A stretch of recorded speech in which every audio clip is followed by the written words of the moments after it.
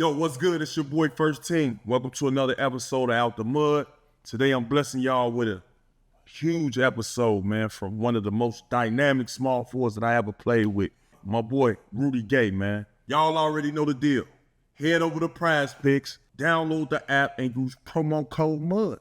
Now let's get to the episode. Whoa, I got it out the mud. Put me last, gon' feel me first. Then me back, gon' do you worse. Same old sides gon' get you hurt. I spit facts in all my verses. Still might pull up and eat at church. I go up and down with racks and that's a fact. Feel like they curse. Bet I go out like a thug. Bet I put some in the dirt. Yes, I came up from the mud. This a $1,000 shirt. Break the bitch, make her work straight to my hand from out of purse. Hey, I come from the mud. They finally found that diamond in the dirt. Ice. Hey, kid, I gotta make it, kid. This out the mud, man. Back at it again, out the mud, man. Back at you with my brother TA, and today we here with a special guest, our brother, no other than one of the best to ever do it. One of the MD Baltimore finest coming out of there, you know what I'm saying? Mr. Rudy Gay, you know? Hey man, look. This is something that's long overdue. That's not even a podcast. This is really a family reunion, man. What you said? That's really what it is. Straight That's up. Really what it is. Family reunion. I love y'all, man. Come on, man. Love y'all, you, brother. You already know what's going on. Man, we appreciate you blessing the platform, man. And starting out, we just want to know, man, what's in that water down there, man? It's like they breed you motherfuckers like 6'10" off the rip. Nigga, 14 inches, 9 months. I'm talking about they big as hell coming out the womb, man, bro. Yeah. I don't know, man. Like, look, the DMV is something, man. Like when you grow up there, it's like it's so competitive. Like Baltimore itself. Like I grew up after Mello, and Mello grew up in West Baltimore. I grew up in the East Baltimore, and it was like always like a competitiveness, like between us. And then you add DC, you add DMV, Virginia, you add all that. It's like, bruh, like it was real struggles just trying to make it, like just trying to make it as a player. So it was dope. You know, I appreciate that now. You know what I mean? Word. Yeah, that's crazy because like when you was growing up, like was how's it called? It's Dundalk. How you call it, Maryland? Yeah. So Dundalk.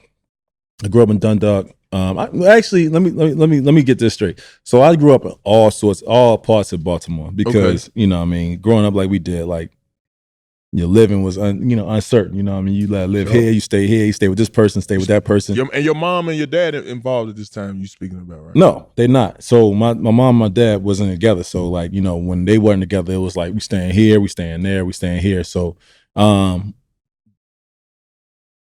Dundalk was the place where, outside of Dundalk was a place where my grandparents stayed. So that was the only place that really was like set for me. But outside of that, it was like all over the place. Like East Baltimore, I had family in West Baltimore I stayed at. Like it was all over the place. That's what I say. So you got a chance to see all of what it is. Yeah. And I'm talking as an early age kid, was there any like folks around? Because your father was actually a singer. Yeah.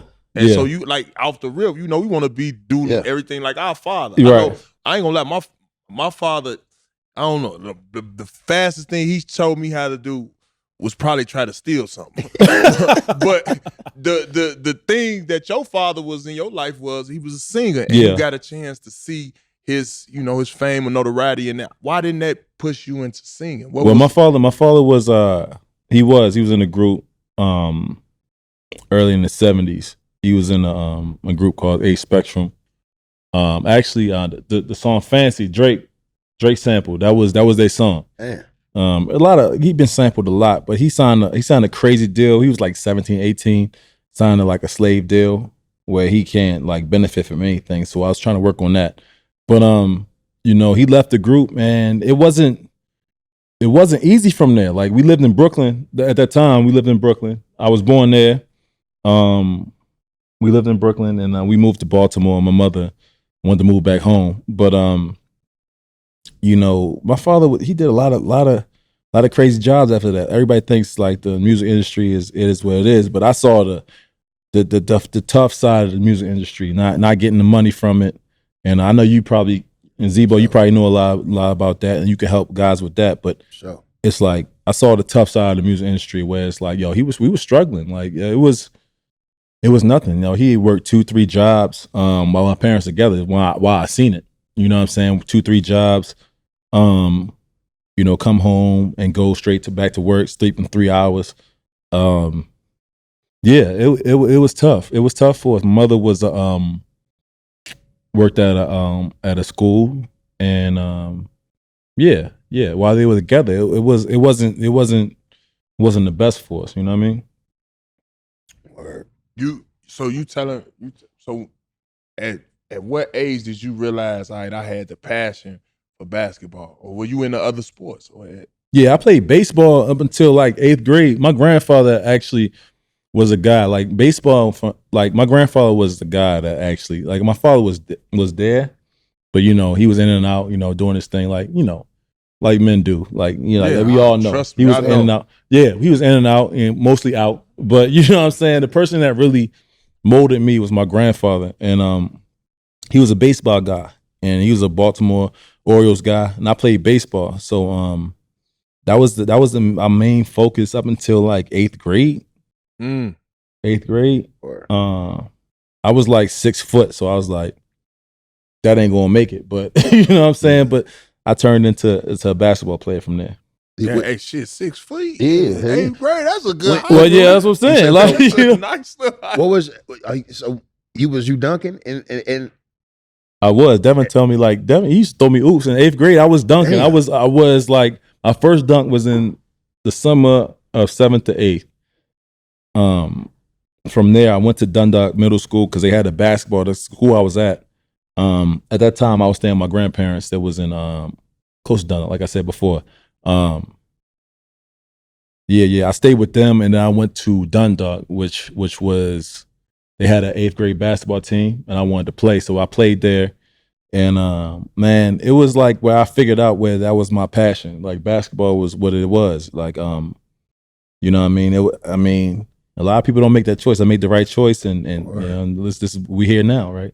Sure. Talk to me about Anthony Lewis, man. You got a chance to play. Duty, yeah, Anthony Lewis, Duty. He was. So this is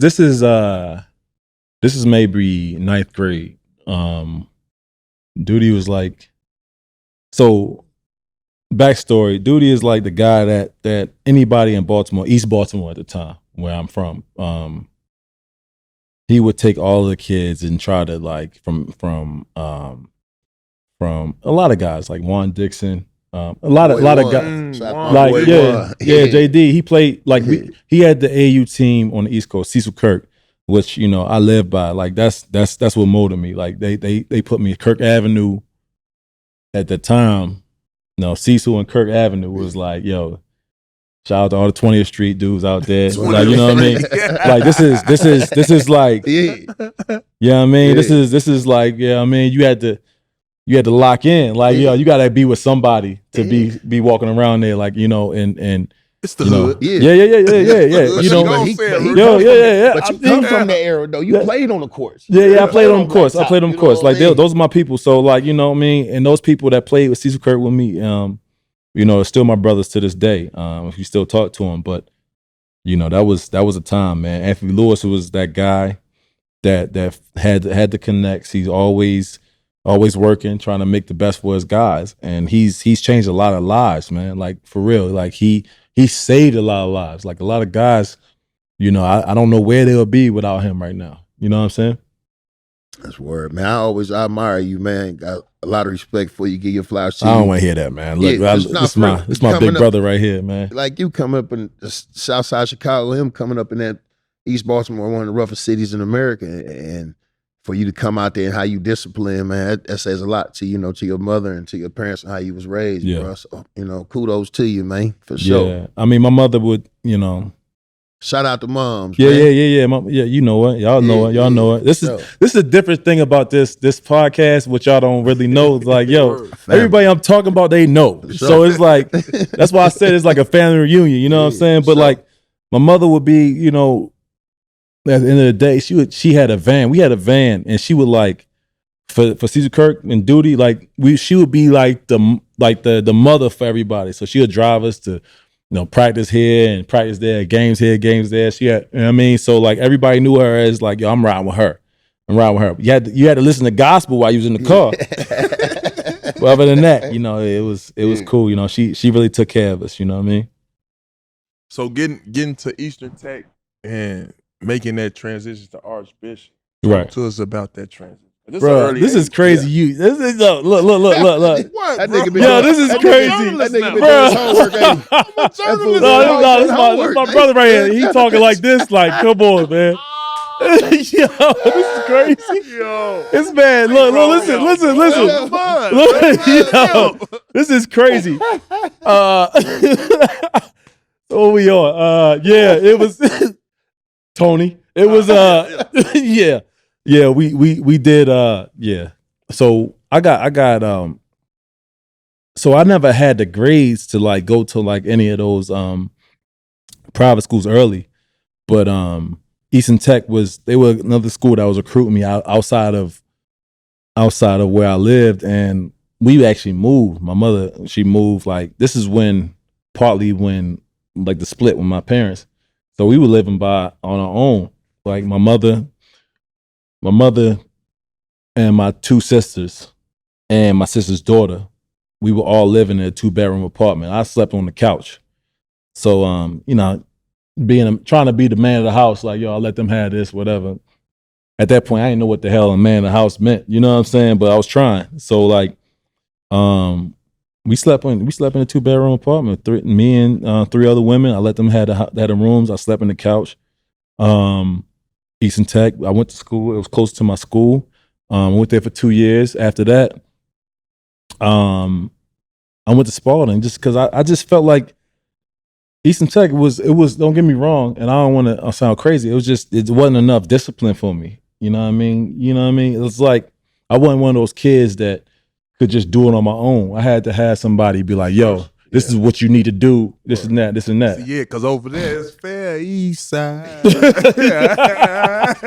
No, I mean, it wasn't that bad, but it was like, it wasn't that bad over there, but it was like, you know what I mean? I just wouldn't go to school, like stuff like that. I didn't know it didn't mean like anything to me. When I went to the other school, it was like, man, all these kids, like, look, my dream is to go to this college. I'm like, college? What you talking about? You know what I mean? So it was different when I went to Spalding. Y'all got a lot of great history coming up out of there. Like, y'all asked me, y'all got hoopers out here, but who did you look up to? Like, were you, who coming out the city on the playing and shit? You know what I mean? Well, Sam, obviously, he was the shout out to Sam, man. First one to win it. You know what I mean? Shout out to Sam Cassell, man. Sam Cassell should be a coach somewhere, man. He should by be the way, a coach for sure. I was just telling somebody that, bro. Yeah, Sam Cassell should be a coach. That's straight up. OG Sam, like he done everything in this league. I don't understand why people don't want to. I was telling my homeboy that, man, Sam should be a coach, man. Ain't no way. He don't get enough respect. And he a ball. He could play. Damn right. He don't get enough respect. So don't. Sam, Juan, and obviously Melo. Melo was my dog. Like Melo was 2-3 years older than me. So like he actually, you know how it is. Like you see people like you in Chicago. You had like mad people. Like you know what I mean. And y'all had mad people. Melo was a guy that was older. That was like, yo, that I could really like reach. You know what I'm saying? Be like, yo, how do we do this? How do we do that? And watching him was it really put me in the right spot. You know what I mean? Got hoopers too, man. Shout out to Josh Shelby.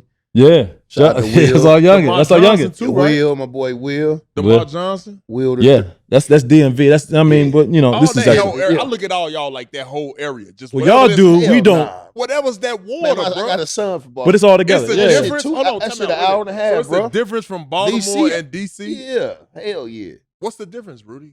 Outside of that, it don't mean nothing. But man, them niggas don't rock. Y'all niggas don't rock with DC niggas. They're straight up. They don't. Nah. So it's a line. It's a line. So I'm saying, if it's a let's give context. So if it's a hooper in DC that's nice, you coming up, boom, you hear his name. He had a tournament. It's up. That's how y'all feeling about the Damn right. Can I cuss?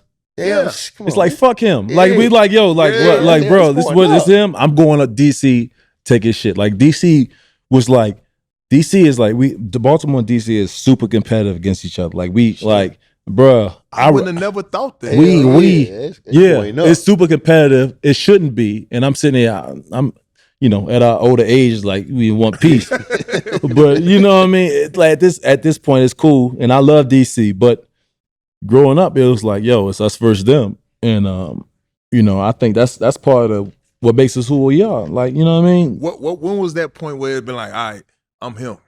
It's about that time. Cause you gotta figure around the time when you in high school, you getting tall as hell at that point.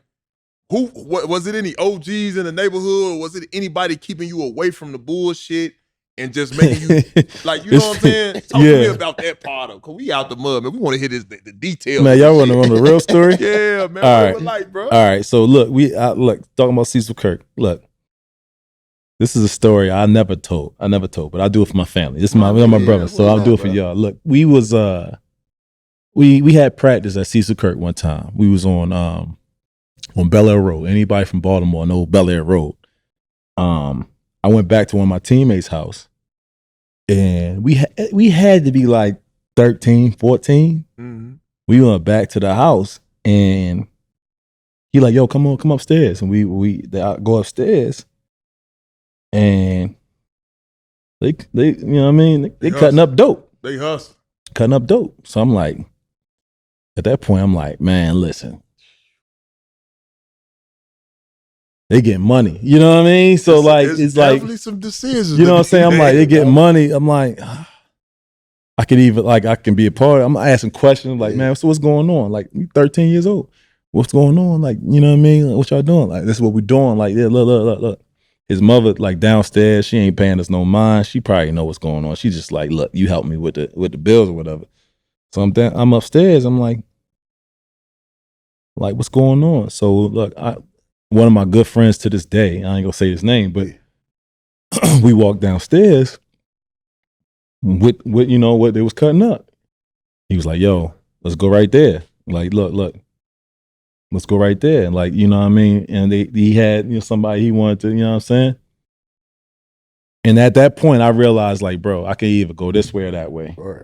You know what I mean? And thank God I chose the right way, because anything could have happened. But shout out to my boy. Yeah. Yeah, that's big. Man, I got shit. The wire around there. That's the you- real that's wire. what the Boy. Barlow the wire around there. That's why I asked the question, because everybody know in Baltimore, if you ain't watched The Wire, Come on, man.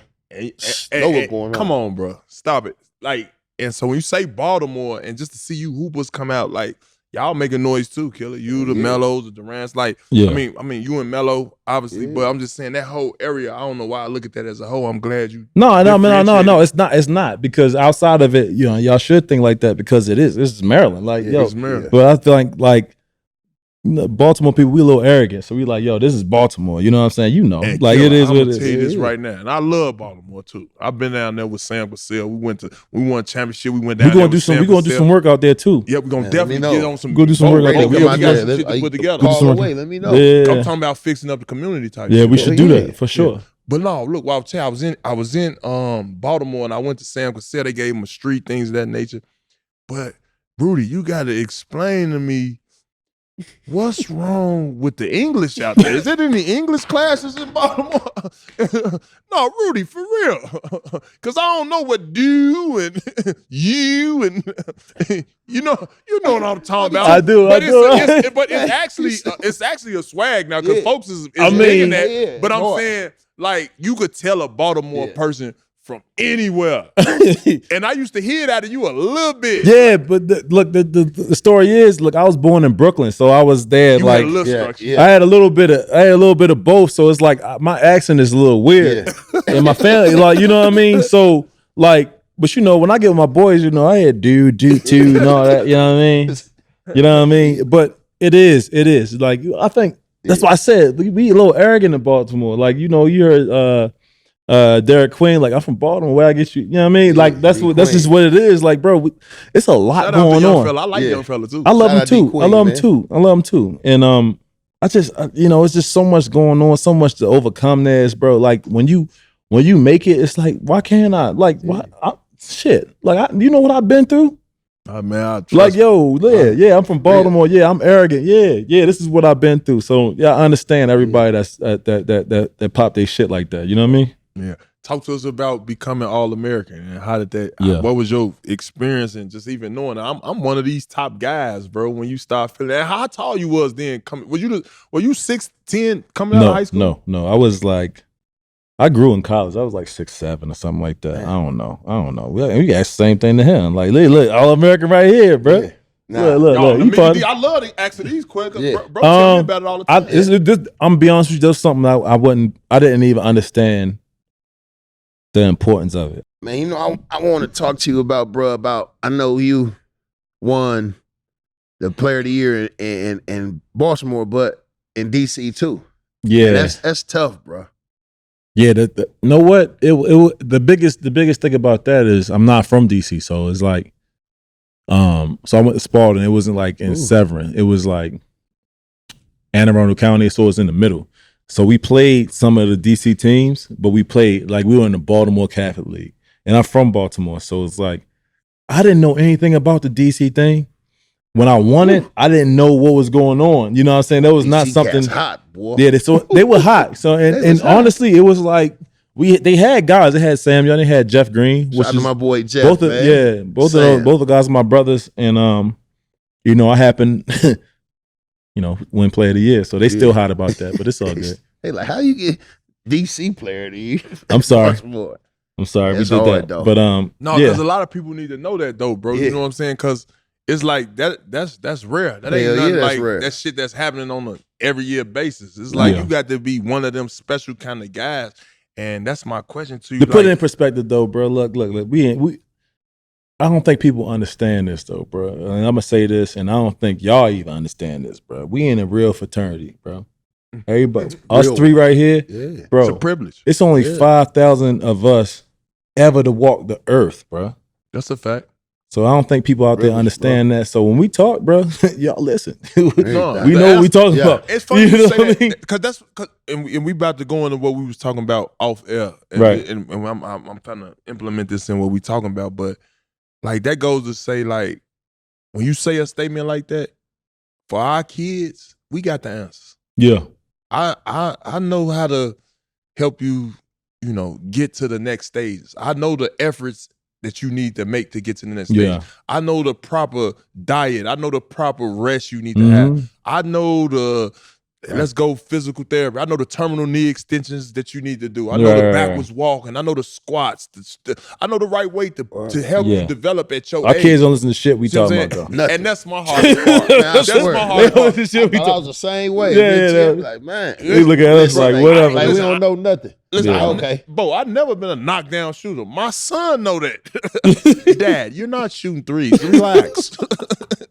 But you've been around niggas that do that. Around niggas, no, motherfucker. Don't make me punch ass. Yeah. But that's what we going through now. And so when you say that, we can't talk about it if we ain't living. Right. You see what I'm saying? Yeah. So when you say that privilege part, that 1% part, that 5,000 and some change part, 'cause I know it's growing. It's growing. So it's like to the point, like when we get on these podcasts, you dig deep into the mindset of what it takes to be a pro. Yeah. And not only that, this out the mud, bro. And the more you talk and the more you telling me the struggles and the things that nature, me being as a teammate, bro, you dissected a lot of what I want to know. Football season is here. You guys already know the drill. Head over to Prize Picks, the daily fantasy app. Prize Picks is here for you to make picks all season long. Yards, touchdowns, and many other categories. It's simple. You either pick more or less to give yourself a shot to win some cash prizes up to 2,000 times your money. And y'all already know, it's a skill-based game, so it's on you.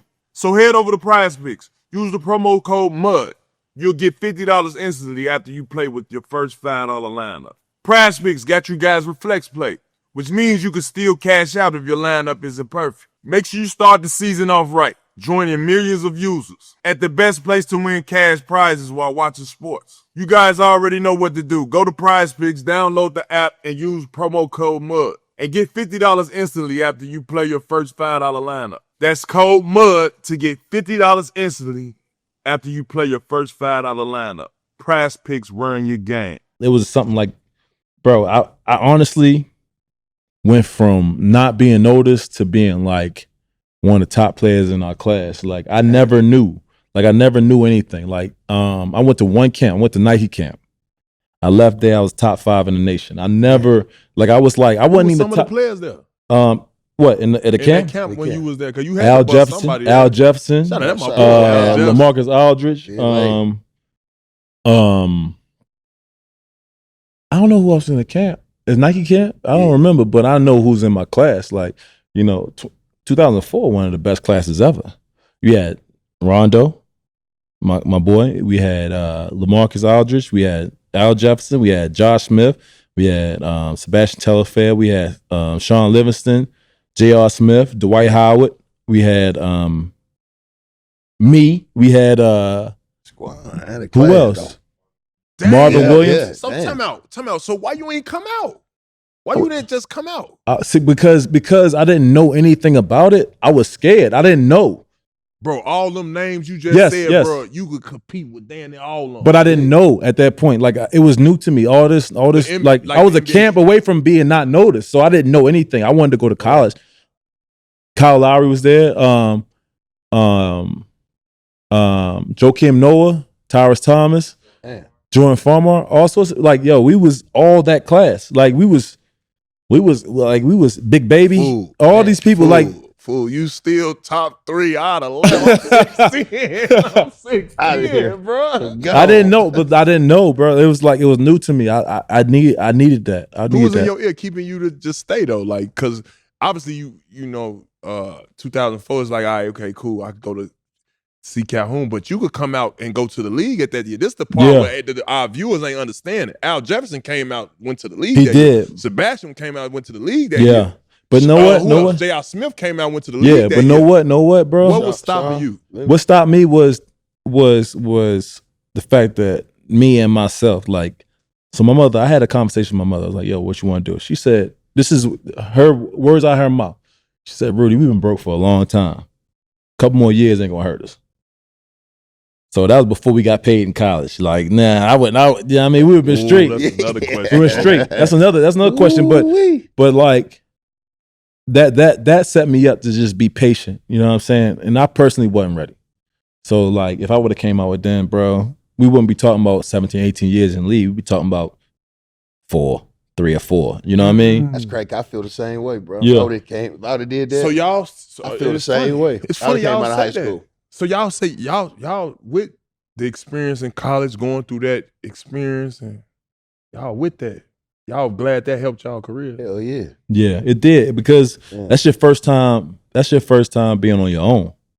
So I ain't never been on my own. I had my family, I had my friends, I had everybody that was around at that time. Like I went to college, I was on my own. Like dropped you off, bam.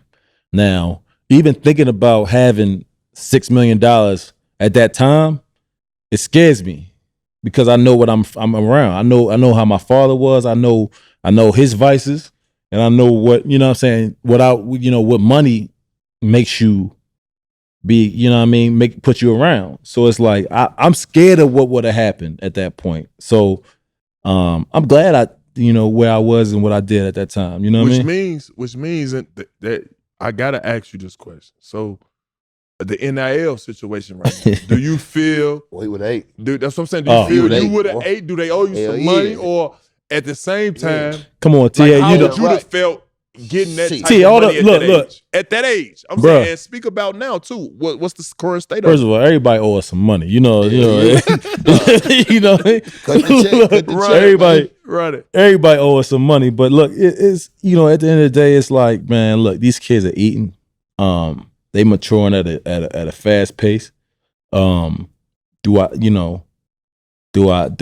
wish I was 20 years younger? Of course, but a lot comes with that, and I'm not sure. When life was a lot easier when you were broke. I think everybody sitting there know that. Like, you know what I'm saying? So like, to start and having them responsibilities at 17, bruh. Pressure. That's pressure, bruh. That's pressure. And I mean, real pressure. That's real pressure. So like, my hat's off to them kids. Like, I want them to get their money, but I also want them to understand, like, you know, when you get it, bruh, you know, now your life changes. You know what I mean? So it's different. Then they become the head of the household. Nah, for sure. Off the rip. For sure. For sure. For sure. You making decisions now. Hell no, we ain't helping Uncle Charles. Uncle Charles, Uncle Charles ass got to he get gonna out burn that shit up. You know what I mean? Uncle Charles got to get his ass. Hey, you gotta get yourself together. You gotta say something. Yeah. Some of them can't be around us. Look, and a lot of people don't understand. Like some people just can't be around you, whether it's family or not. Look, bro, if it don't make you comfortable being around you, like you can't be around. You know what I mean? No, that's a fact, man. But and at that time now, so you do what? 2 years at Connecticut, and I'm loving this, by the way. I'm loving this right now because you asking these questions, bro. And I know you, bro. Let me be a journalist, bro. I know this. Yo. Look. All right. Go ahead, T. And this is the first time. But I know you don't. Call me out. I know you don't. Yeah. Yeah. I know you now. I know you now. They know me. Hey, man, my man. But no, for real, man. So now, look, it's draft process, man, and then you talking Coach Calhoun, you know what I'm saying? A legendary coach. I want to give him his flowers. You feel what I'm saying?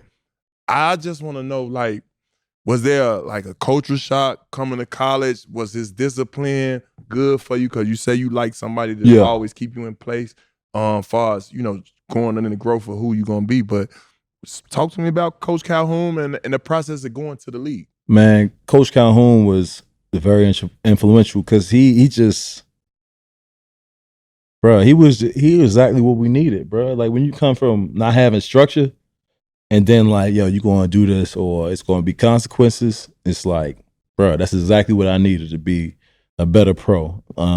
Coach Calhoun is somebody that's like, but you know his resume, you know his pedigree, you know what he about. Like, I don't think I understood it when I went there, but I found out real quick. You know what I'm saying? Like he one of them ones, man. And I think it's a lost art. I think we need more coaches like him.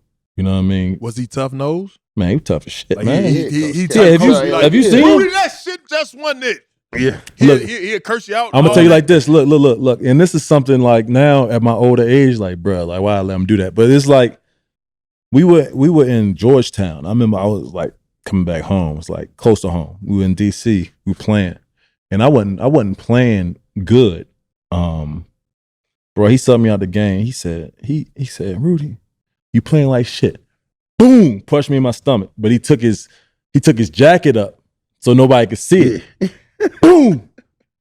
So I'm like, catch you off guard. This motherfucker just punched me just now. Never lost his win. Never lost his win a little bit. Yo. But it's like, bro, like, it's like, oh, shit. But I respected him enough, and like he was like, when you on the court, it's like you expected him to be like that, but off the court, he was like the best person in the world. Got your back. He got your back, like, bro, on the campus. Like I remember I had parking tickets.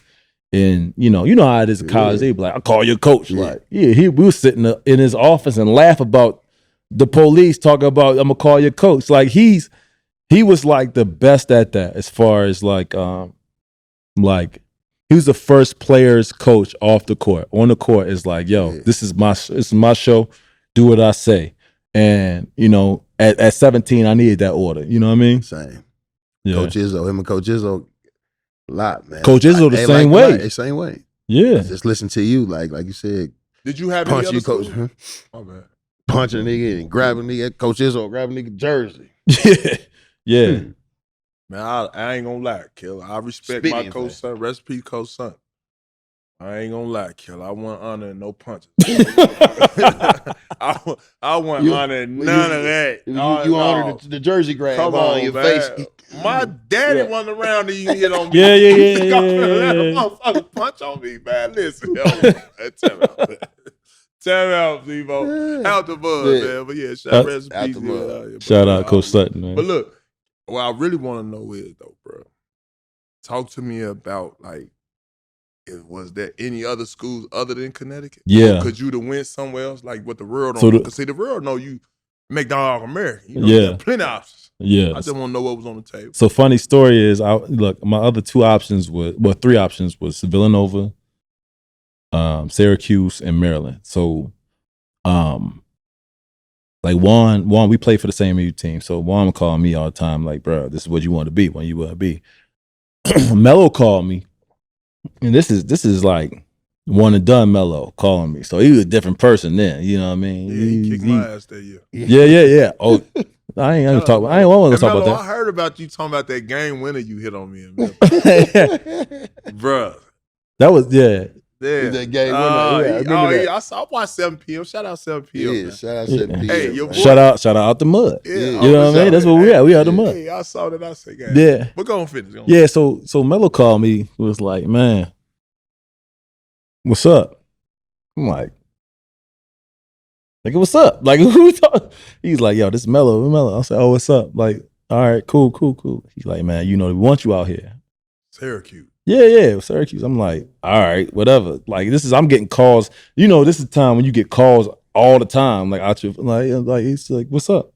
Like, you gotta come out here. You gotta, continue the path. I'm saying, yeah, whatever. But I never, like, the more he did, the more I didn't want to go there. You know what I mean? It's like, bro, if I don't get a championship, like, I'm a bust. Cause you got to follow that format. Yeah. I'm from here. I'm going there. Like, we play the same position. Like, they want all that from me, and I didn't want that. I wanted my own story. So, that's the only reason I didn't go there. Connecticut they happened to win the championship that year, but it was like, man, bro, that was Ben Gordon. Oh, that was the year. I was a big fan. Shout out to Ben Gordon, man, because Ben Gordon was, bro. Ben Gordon was him. I ain't gonna lie, bruh. He a tough motherfucker, bruh. Yeah. Ben Gordon. They was calling him Ben Jordan. Ben Jordan. I swear to God, they were calling him Ben Jordan, bruh. Man, bruh. Listen, he was one of the best players I ever seen. I went on campus and we hooped with him. I said, bruh, look, I love your game. I told him I want to come here. I told him that. Ben Gordon. I was a big fan of Ben Gordon. Yeah. BG. And that was it right there. I was like, man, I'm coming here. Signed seal. I'm signed seal. So I love the fact that in your college career, at that point, you finished up. What you finished up with Jeff Green. Now, that's another bottom. That's another DMV native. Yeah. Did that rivalry right there help you in any kind of way? I just want to know because I played with Jeff. I mean, but y'all know Jeff. Jeff's a great dude. That's Uncle Jeff. Shout out my boy Uncle Jeff. Uncle Jeff. Like bro, he's just a great dude. But like when we got between them lines, bro, it was just like growing up. It was like, and Jeff was another one of those guys that nobody really. It was kind of under the radar. But when I seen him, I'm like, yo, 6'10", yeah, whatever. Yeah, this is what it is. Jeff was missing a tooth in high school, man. What y'all don't know, Jeff, look, you look at them pictures. Jeff was missing a tooth. Man, tooth is ruthless. Yeah, tooth is ruthless, man. Ruthless Jeff. Look, it's so much when he was at Georgetown. When he was at Georgetown, I didn't know who he was. I'm like, yo, this nigga got teeth. He got teeth now. I ain't know, but yo, but that Jeff, I love you, bro. You already know that. You already know that. No, that's my family right there. Just like y'all, they're my family. But what was I about to say? I was about to go into something else. Talking about just sharing that award with Jeff. Sharing that award with Jeff. But even more than that, bro. Like we all been through a lot and been through a lot with this game, and the more we've been through, the more we can. Going back to the kids. The more we've been through, the more we can bring to them.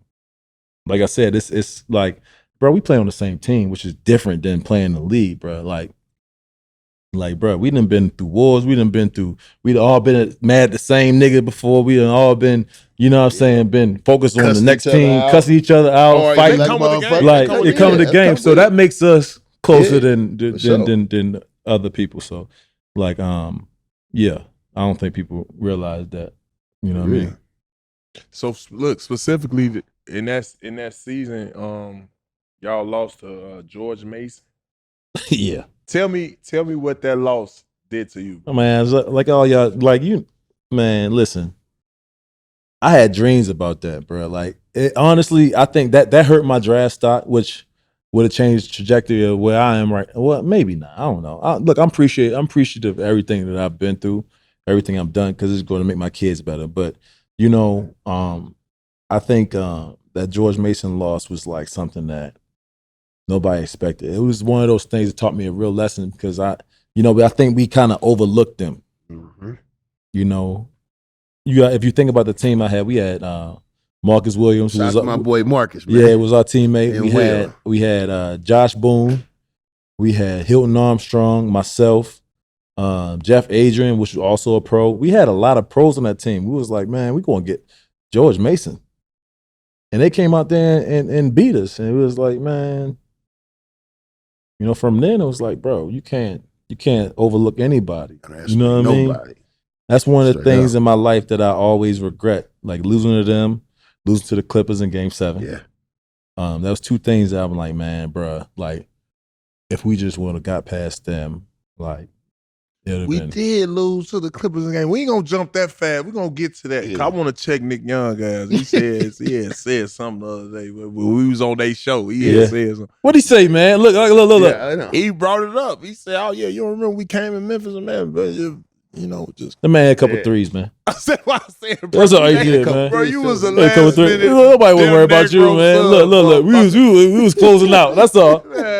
He had a couple closeout threes, man. CP threw you the ball when he closed out and you hit a three. That's all it is, man. He hit about 1 or 2 threes. I love Nick though. No, but hey, it wasn't Swaggy. Love I him. got. Well, I can't front. That is Swaggy P. Is what I got. Swaggy P is Swaggy P. You know what I mean? But we just missed a couple closeouts, man. We wasn't. In our scout report, it wasn't no Swaggy P. It was, it was Chris Paul, Blake Griffin. Right. I got a story with him and Blake Griffin. I'll tell that story. Look, we gonna get to all right. So listen. Yeah. All right, listen. This is what I wanted to ask you, bro. So look, right, when you left early, or whatever, right, and hold on, let me scratch that. Did you feel like it was unfinished business to go to the league, or did you want to stay in college? Like, how did that process go? That was one of those situations where I felt like the business made me make a decision that I really didn't want to make. Like, because you was finalist in Player of the Year, Nate Smith Player of the Year, right? I think I should. Personally, I think I should have stayed another year. Another year, but with how the business go, it's like you had to leave. You know what I'm saying? Because of everything, what could have happened? You could have got hurt, whatever. The stock could have went down. Look, we lost George Mason. I feel like my stock went down. So it's like anything could have messed it up. And you know how this league is, man. It can help you, it can hurt you. You know what I'm saying? What the perception of what people say and all that stuff can hurt you. So who was in your ear at that time then? Be like, bro, you do it. You didn't have your best of the best. But you should go. Because a lot of motherfuckers would be like, man, I played like shit the last game. Hell yeah, I'm coming back. Now, I played good the last game, though. So that's like Coach Calhoun told me. He was like, let me tell you something about my mother, man. My mother, she love her to death, man. But she has no idea about basketball at all, or anything about it. She just love her baby. So she was like, I told her I had a scholarship to Connecticut. She was like, okay. You going for, what do I got to pay? I said, you ain't got to pay nothing, Mom. You know what I mean? She didn't even know I get a full scholarship. So I'm there. She was like, man, I want you to get your degree. I'm like, going into it, I'm like, I'm an All-American. I'm not staying in school for all that time. You know what I'm saying? I'm getting to the chicken, right? She never knew anything. So when I said I was going to leave and go to the league, she wasn't really ready or understood what that meant. So like Coach Calhoun talked to her and said, look, he has to go. You know what I'm saying? Like right now he has to go. So for that, Coach Calhoun, no matter what we did, Coach Calhoun came to me and came to her. It was like, yo, this is your time. You got to go. Right. So Rudy, talk to us about, man, that draft process and picking the agent and understanding like, all right, I got access to get to the green room. Mm-hmm. So what happened was after my first year in college, I went to Jordan camp and I met Chris Paul. It might be, I don't know if it was then or what wasn't, but I me and Chris ended up being, clicking. That's my guy. And to this day, like Chris Paul, you know what I'm saying, is my guy. I fuck with Chris. Yeah. And Point he guard CP, shout out man. CP. Point guard. Yo, Point Best guard. point guards to Salute. ever play the game. And we got to go to this game in Memphis on the farewell. He say he farewell this year. Yeah, This is this. God Yo, fuck we with going. that. That's We fucking with that. We That's all a there. easy We all call. there. We Front all row. there. We all there. Front easy row. call. We all there. But know what? Fuck him for that game 7. You know what I mean? Because he Yeah, that's how you. and I tell you, I still Game think 7. about that. I still Hell think about yeah. that. You know what I mean? But other than that, Chris is my guy, and I was like, man, I saw the trajectory that I had the year before, and I signed with the agent that he had. I met a lot, but back then it was a dirty game. People, I get you this, get you that, and come in to find out a lot of people saying I can do this, do that, that, and this person trying to get in. Yeah. But I just I learned a lot on my own, just like in life. You know what I mean? We got to get out the mud podcast. Like, bro, you had to figure out on your own, like life, how to be a man, how to do a lot of things. You had to just figure it out on your own. So I figured it out on my own. I'm like, yo, I'm gonna sign with these people. I'm gonna figure it out. And that was it. It was nothing other than just me making my own decision. Did they guarantee you a top spot in the draft? Was it like elaborate? Like let us know. Like They you ain't. 6'10", bro. It's like all right, I don't even. I need ain't that grow. age. I'm 6'9", bro. I ain't. We I give ain't. you that All 10. right, Your whatever. ass stretch out like I'm this. taller than Z. Oh, you 6'10". Look, if you say I'm 6'10", that means Z lying because he's supposed to be 6'10". Nah, I'm 6'8", 6'8 and a half. Yeah. With shoes on. Put shoes Okay. on. 6'9". He got to put his shoes 6'9". on. All He's right, 6'9". all right. 6'9". He's just trying to put extras on it. Hey 'cause, man, they've been lying about NBA heights for years. but this man, what I Come mean? on, man. This making it worse because he Come doing all on, that. These man. people, he's 6'7". Yeah. You know what I mean? Come on, man. But But you got to put that, look, what they call barbecue sauce on the wings. Yeah. yeah. on, man. I mean, I just they never said anything, but it was just like when I went on my workouts, I just figured it out. Like that was a year of what's his name? Adam Morrison. Al Morrison. He had the year. Yeah, so we was hooping. it was so all my workouts, me, Adam Morrison, and Brandon Roy. Shout out to Brandon Roy. Brandon Shout out to Roy. my boy B. Roy, That man. shit, yeah. He is my Brandon, boy. Brandon Roy, man. Man. What number he went? 3. 2, 3. 3? Yeah. Yeah. Mm. Brandon Boys Roy like was that. Brandon Roy was a dog, man. If he wouldn't have got injured, probably wouldn't have Man, listen. talking to him We in that talking level with Kobe in that same category. We talking great. Brandon Straight Roy. up. Yeah. Yeah. I believe it, bro. I ain't Okay. gonna lie, he God was plays fucking my rookie. everybody up. Yeah, yeah, I ain't yeah. gonna lie, he Came was. in. What, y'all got drafted together? Yeah, Or- we did. So it was me, Adam Morrison, and Brandon Roy. We was in every workout together. I'm gonna y'all gotta get Brandon Roy on here so he can tell that story because I'm gonna tell the B-Roy, story. looking Yeah, for you, come man. But on, look, man. In the we was- daytime with a flashlight, you did? Yeah. Y'all gotta have him on here because he is, bruh. Yeah. You know B Roy, bruh. He Bro, was my great. little bro. We were battling, like really battling, and like we was just like wherever Adam Morrison at, because he had the shit. He won Player of the Year and everything. We was searching like where he at. I was hunting. We I'm hunting. glad that's That's what a he be thing. saying, hunting. So that's a He hunt. hunt. Like so, hunting is a That's thing. your thing. Like Yeah. I'm telling you, on the basketball world, like you looking for the top nigga, I'm gonna Yeah. bust his ass. Yeah. So ZJ, you hear that? Yeah, Yeah, get straight ranked. up. The Yeah. motherfucker gonna be looking for you, buddy. Yeah, they gonna look. Don't never think it's over. They gonna be looking keep for you working. more than anything, because you know what I mean. You got Keep you working. you a Randolph, Yeah, brother. NBA Yeah, blood. work. You know what I mean? I'm telling you. So that Bloodline. makes it a thing though, Rudy, or not. And it's funny that you say that because at that time it's like, damn, the highlights that if you pull up a highlight tape of Rudy Gay and you pull up a highlight tape of Adam Morrison and those other guys, Yeah. it's like, bro, you going number one. How was your mindset through that? How was your mindset through that draft process? Because you knew you was better than a lot of them guys. I for mean, sure. but it's looking back at it, it's like, man, it is what it is. People think what they think, but look, at my mind state at that time, it's like, bro, I'm attack all of them. I'm gonna go at it. So you didn't. Did you feel a type of? I did, yeah. Being So I dropped. I went to You was 8. lottery. I went to 8, and I loved. Look, I wouldn't have any other way because I ended up in Memphis, and Shout out to the city of Memphis has done so many things for me, man, bro. Yes, It made me the man I am, and I'm so happy I went there. Met the people I am, met y'all, real ones. Like I don't like, bro. It's really my whole situation is molded, not just my career, but who I am today, bro. Like y'all don't understand being around y'all, bro. Like it really, really, really changed my whole perspective of life. All I knew was one thing, and y'all, like all y'all different in different ways, but I learned things from y'all. Like, bro, like y'all really big bros, like for real. No, it's love. Y'all really big bros.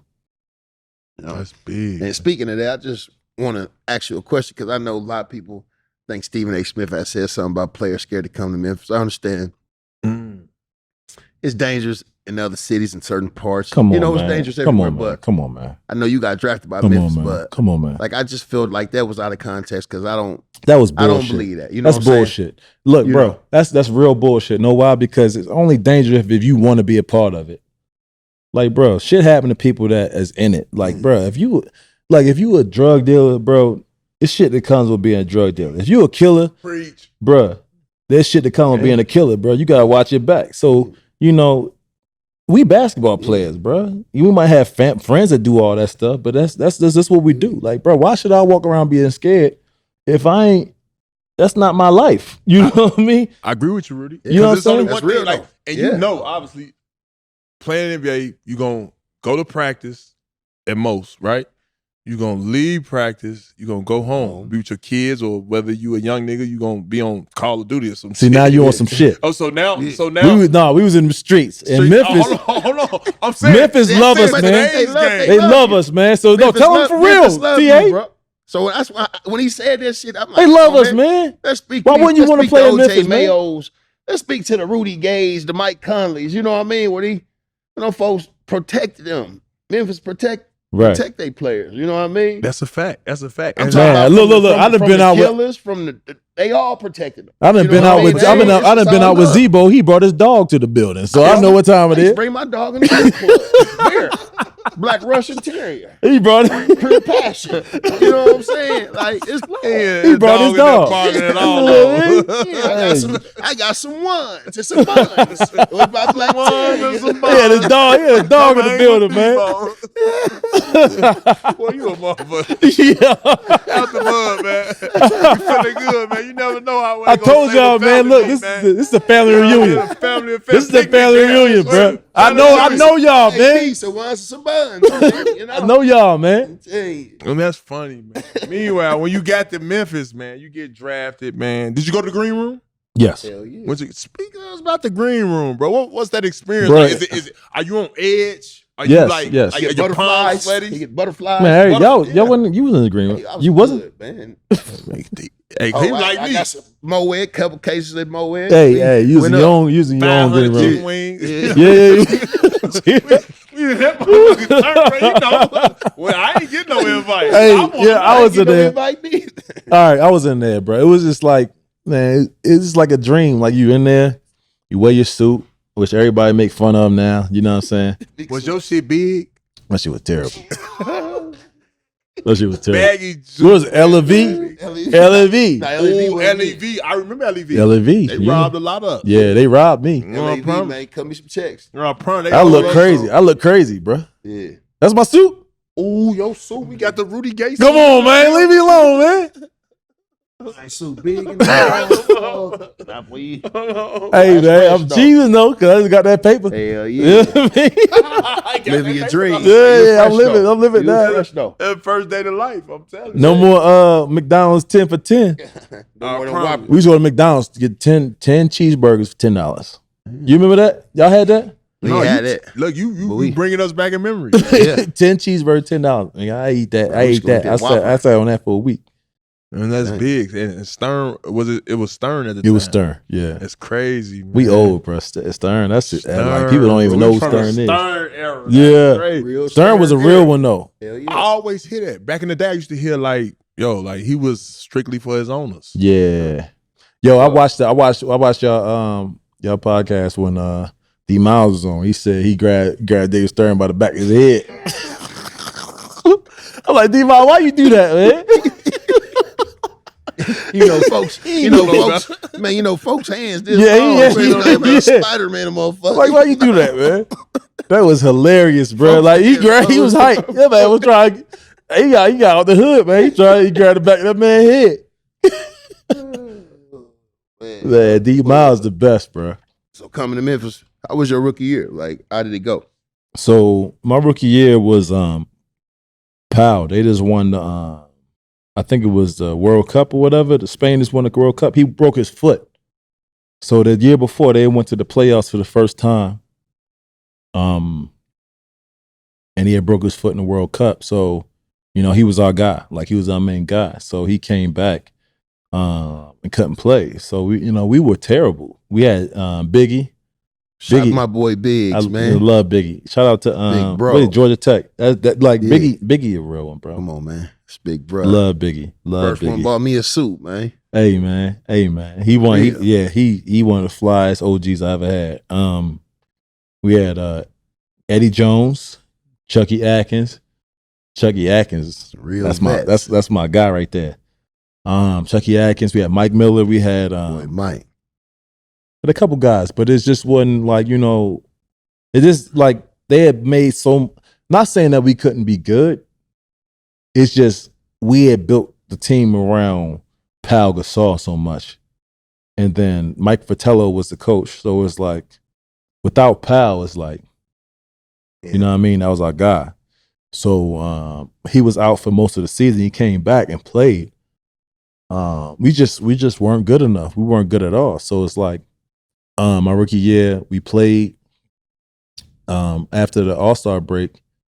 They let Eddie Jones go, which played the same position as me. And they just threw me in the fire. Bam. Like, go ahead. And I was making a lot of mistakes. I was going out there just playing basketball. And, just being around all those guys who've been around the league like that and going out there and just giving the ball and just like make plays and do all these things, it really taught me a lot, because I don't think a lot of people don't get that kind of opportunity. And I feel like I was blessed to have that, you know what I'm saying? Especially with the OGs I had. Yeah, because you was surrounded by a bunch of OGs. Yeah, Biggie Smalls, man. That's my guy to this day, man. Shout out to Georgia Tech, man. Sure. Hey, yo, so who bust your ass that first year? I think everybody know. It's T-Mac did. T-Mac. Damn. Bro, T-Mac bust T-Mac my went at look. you. No, I don't. No, hold on. Wait a minute. Well, because you fit a prototype. No, T-Mac I at love that time. T-Mac, and I just had this on. This might be too early, but I talked to him about this recently. I talked to T-Mac about this recently because I was drafted by Houston. Houston. Right, that is how that happened. That's how that happened. Big get drafted. Yeah, I was That's exactly back. how that happened. Yeah. Big got traded. And they traded me for Shane Battier. Shane Battier. Yeah. Shout out Shane Battier. Shout out, My boy Shane. shout out to Shane. Yeah, shout out to Shane. They traded me for him, and I don't know. I really I wouldn't have minded Houston. Everybody love Houston. Okay, you not. Like you not, but it was one of those things. It was like, yo, play behind T-Mac. I grew up watching T-Mac. I love T-Mac. You know what I'm saying? You know what I mean? I always that's my prototype of who I wanted to be. And they traded me to Memphis from there. So I didn't know what that was. But so I was like, I kind of felt like it was one of those things like T-Mac, because this was the time when he had the back issues, when he was like not himself. But bro, when he got on that court, I'm like, bro, I don't see no back trouble. Ain't no back trouble. Hell no. He didn't miss. I'm like, yo, this must be personal. I thought it was personal, but it taught me a big lesson. Like, bro, like you in here now. You can't have your favorite player ain't your favorite player no more. Like, Fuck idolizing anybody. yeah, none of that. None of that, bro. This is business, bro. And that and me a real lesson.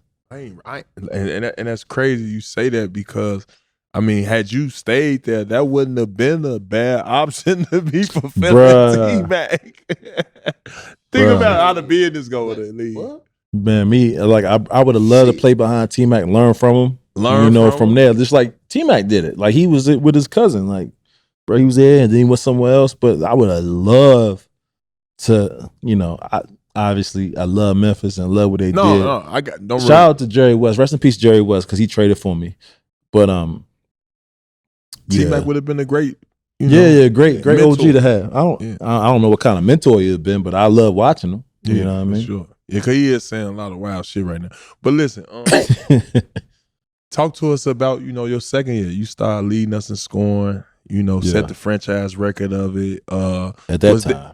Was there, no, I'm saying, was there any moment in your mind to say that I could possibly be one of the top cats in the league? Did that enhance? At that point, it was like the second half of the season. It was just like they let me rock, and that going. What was going on before? My rookie year. Oh, your rookie. Okay. They let me rock, and it was like that second year. It was just like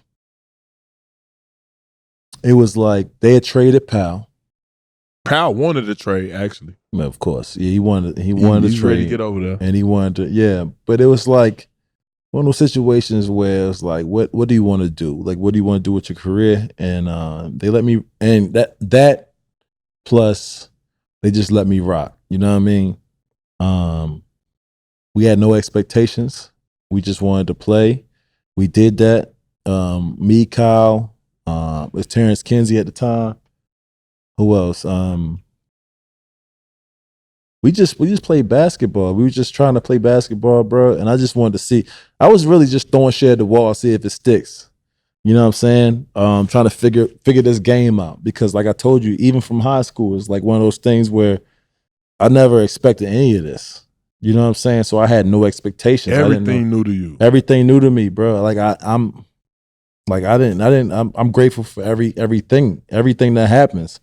So it's like, bro, let me just go out there. And it's like, there's two people. You have the people that expect things, and you have people that appreciate things. I was just appreciating the opportunity, bro. And I just, people, understood my ability, and I just went out there and did it. Who was your coach that year, that second year of your career? That year, I think it was Averoni. It was Averoni. When did you switch to Coach Hollins?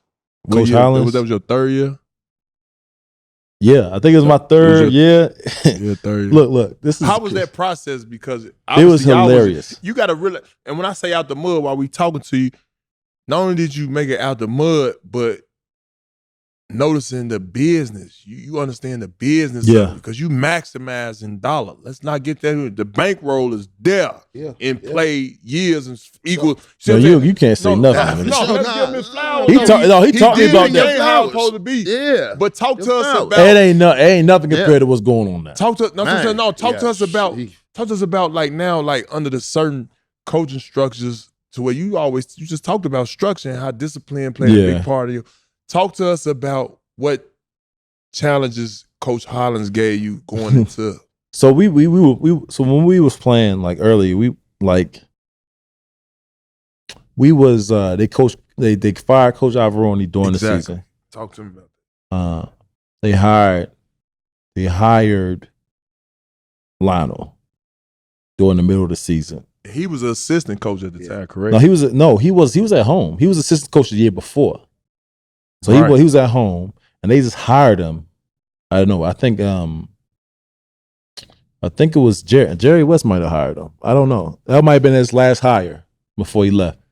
And it was like, I think he's gonna get the job. They talking to me, but like, I think this guy's gonna get the job. Okay, he got the job. So I got a call.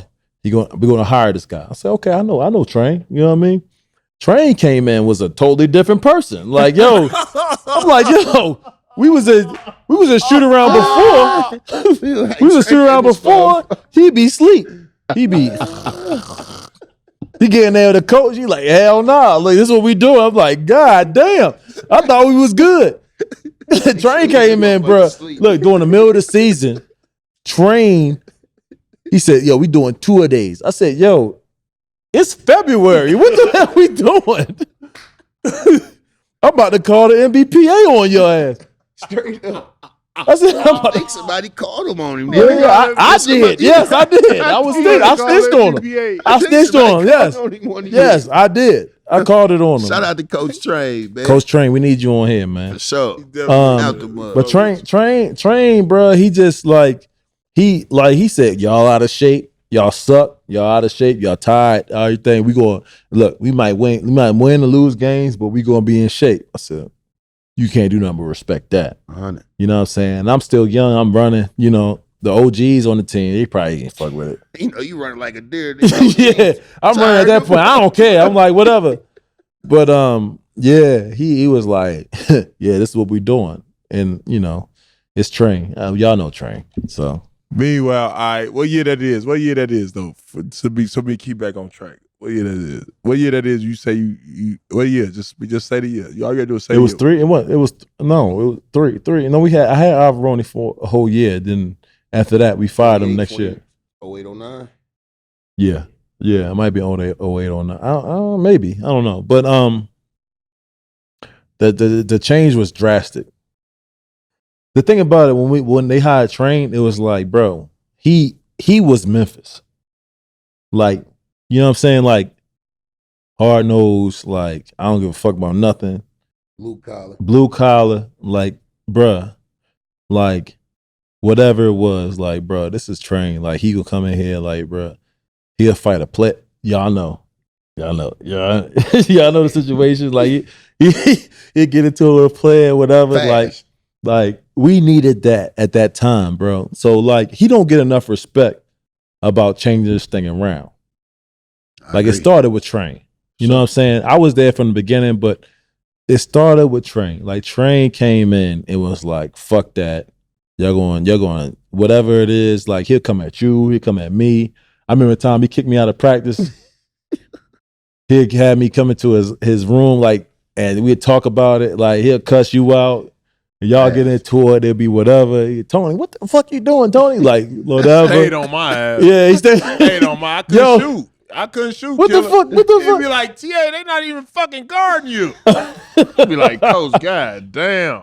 Like, he'd be like, Rudy, you out there doing your fucking thing, you're doing this, doing that. Like, that's the fucking ball. I'm like, yo. And see, a lot of people don't know. Yo. Like, it's a certain kind of texture you gotta have to even take that shit. Yeah. See what I'm saying? Yeah. But they're not doing that no more. You gotta, like, certain kids they'll start running like dude ran off of Friday. Yeah. You know, so that dude ran off Friday, got his chain took.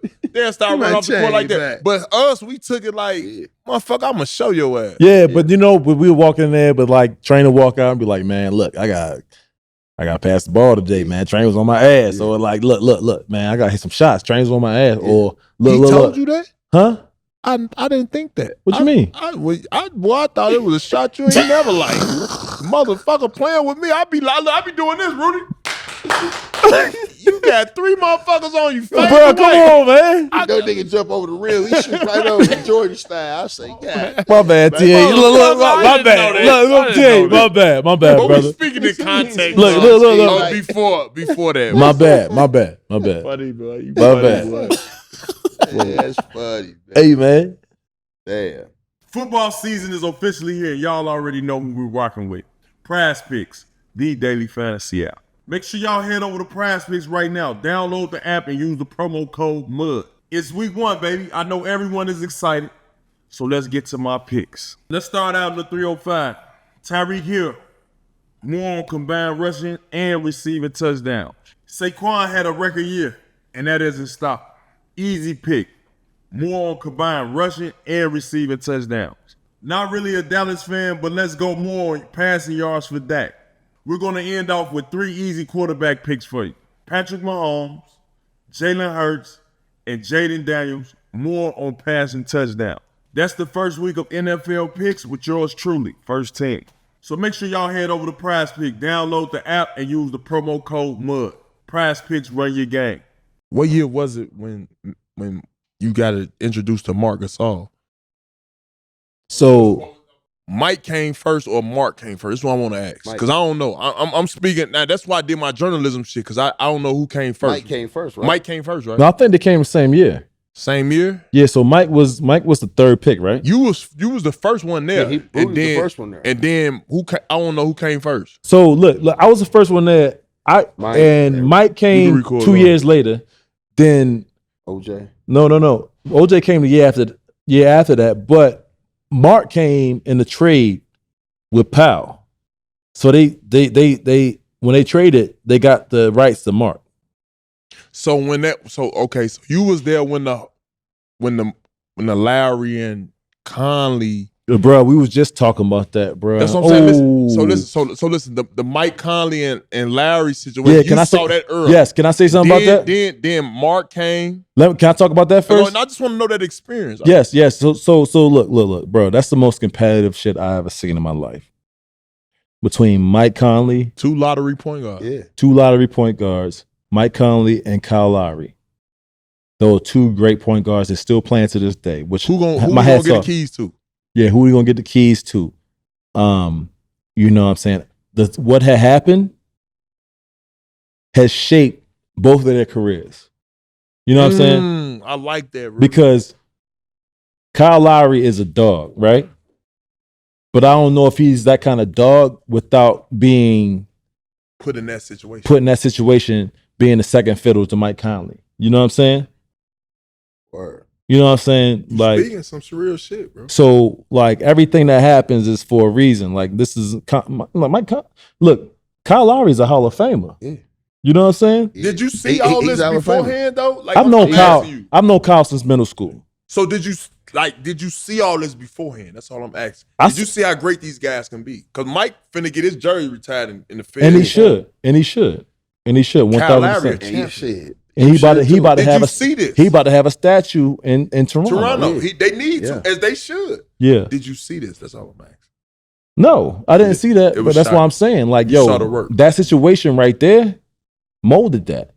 Because there is none of that without, like, let's say Kyle's in my class, Mike is a year after us.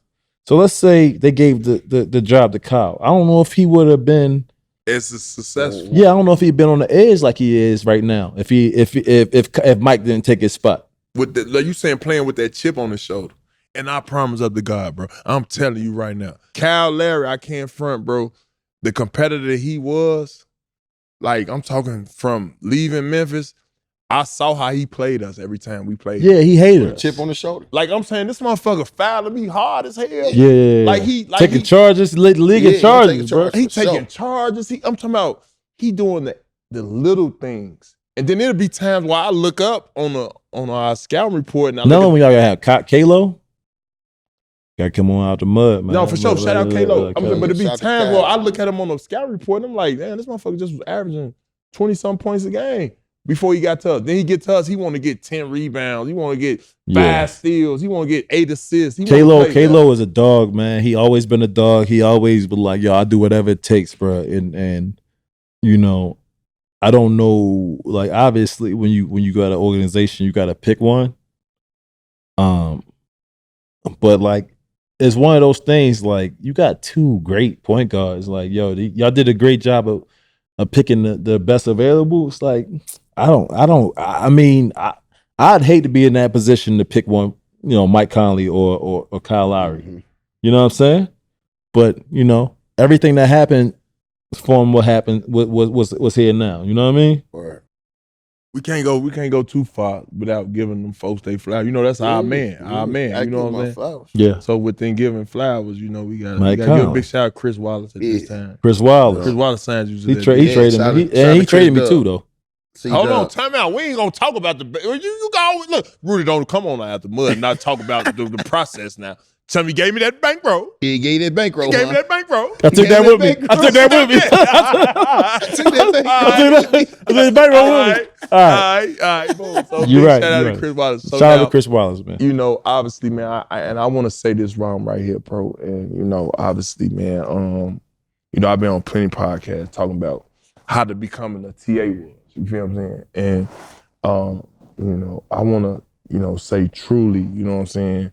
From the day I met you, bro, I always looked at you as like one of the elites. You know, I never, even till this day, I still look at you as like elite. And the fact that it didn't mesh as well as we thought it should, I thought your spirit through it all, you always stayed Grizzly. You always stayed that, you like when you got hurt, let's just say when you got hurt, you always kept that mindset up. You know what? These my guys. Man, that's what I always loved about you. I mean, even it be off the camera shit that I be talking about. Like, bro, you sold me my first real watch. I was wearing a lot of Movado for you know what I'm saying? I was wearing a lot of Movado for you, man. My man sold me my first Frank Mueller. You know what I'm saying? I'm just saying it's just a lot that build up in you that, you know what I'm saying, that I honor and I cherish. And I truly believe that had you not got hurt, bro, we'd have won a championship, bro. And I want to say that. Yeah, Grand City became Grand City, but I want to say this in front of the world, bro. that had you not got hurt, bro, you would have helped us get over the hump. Because what we was missing, we had post play A+. Yeah.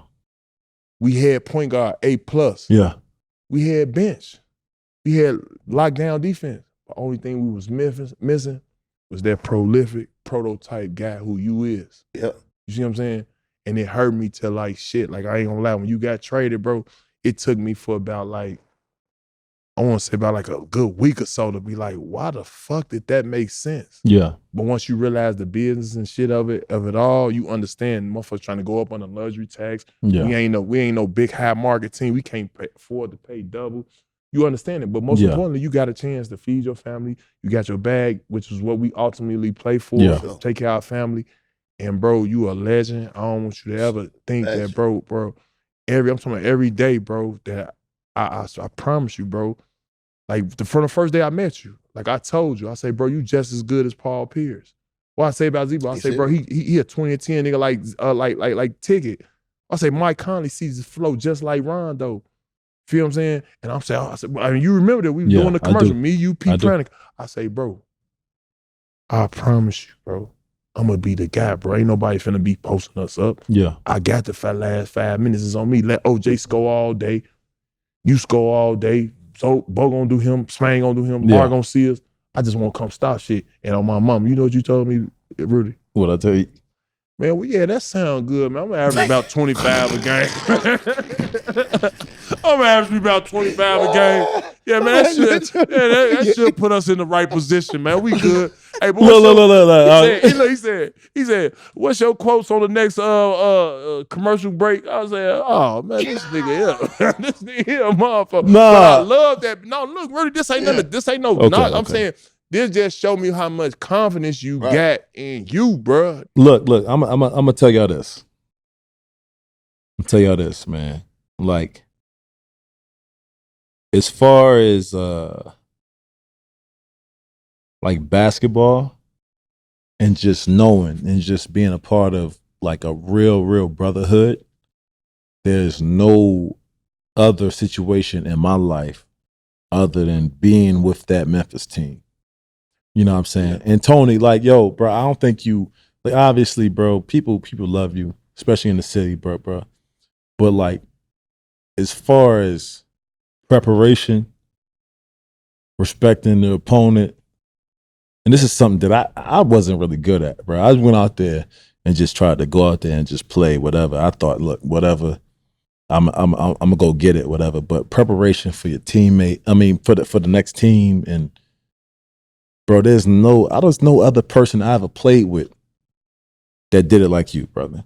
And everything you get in the city, bro, you deserve it, bro. You deserve every part of it. I know this is y'all interviewing me, but look, I wouldn't be me if I didn't tell you how much you did for me, bro. I never seen nobody do that, bro. Like, bro, like it to the point where it was annoying, bro. He playing his laptop. He ain't got to the laptop. Say, look, Rudy. He ain't even got no headphones to his laptop. He playing music and playing the game.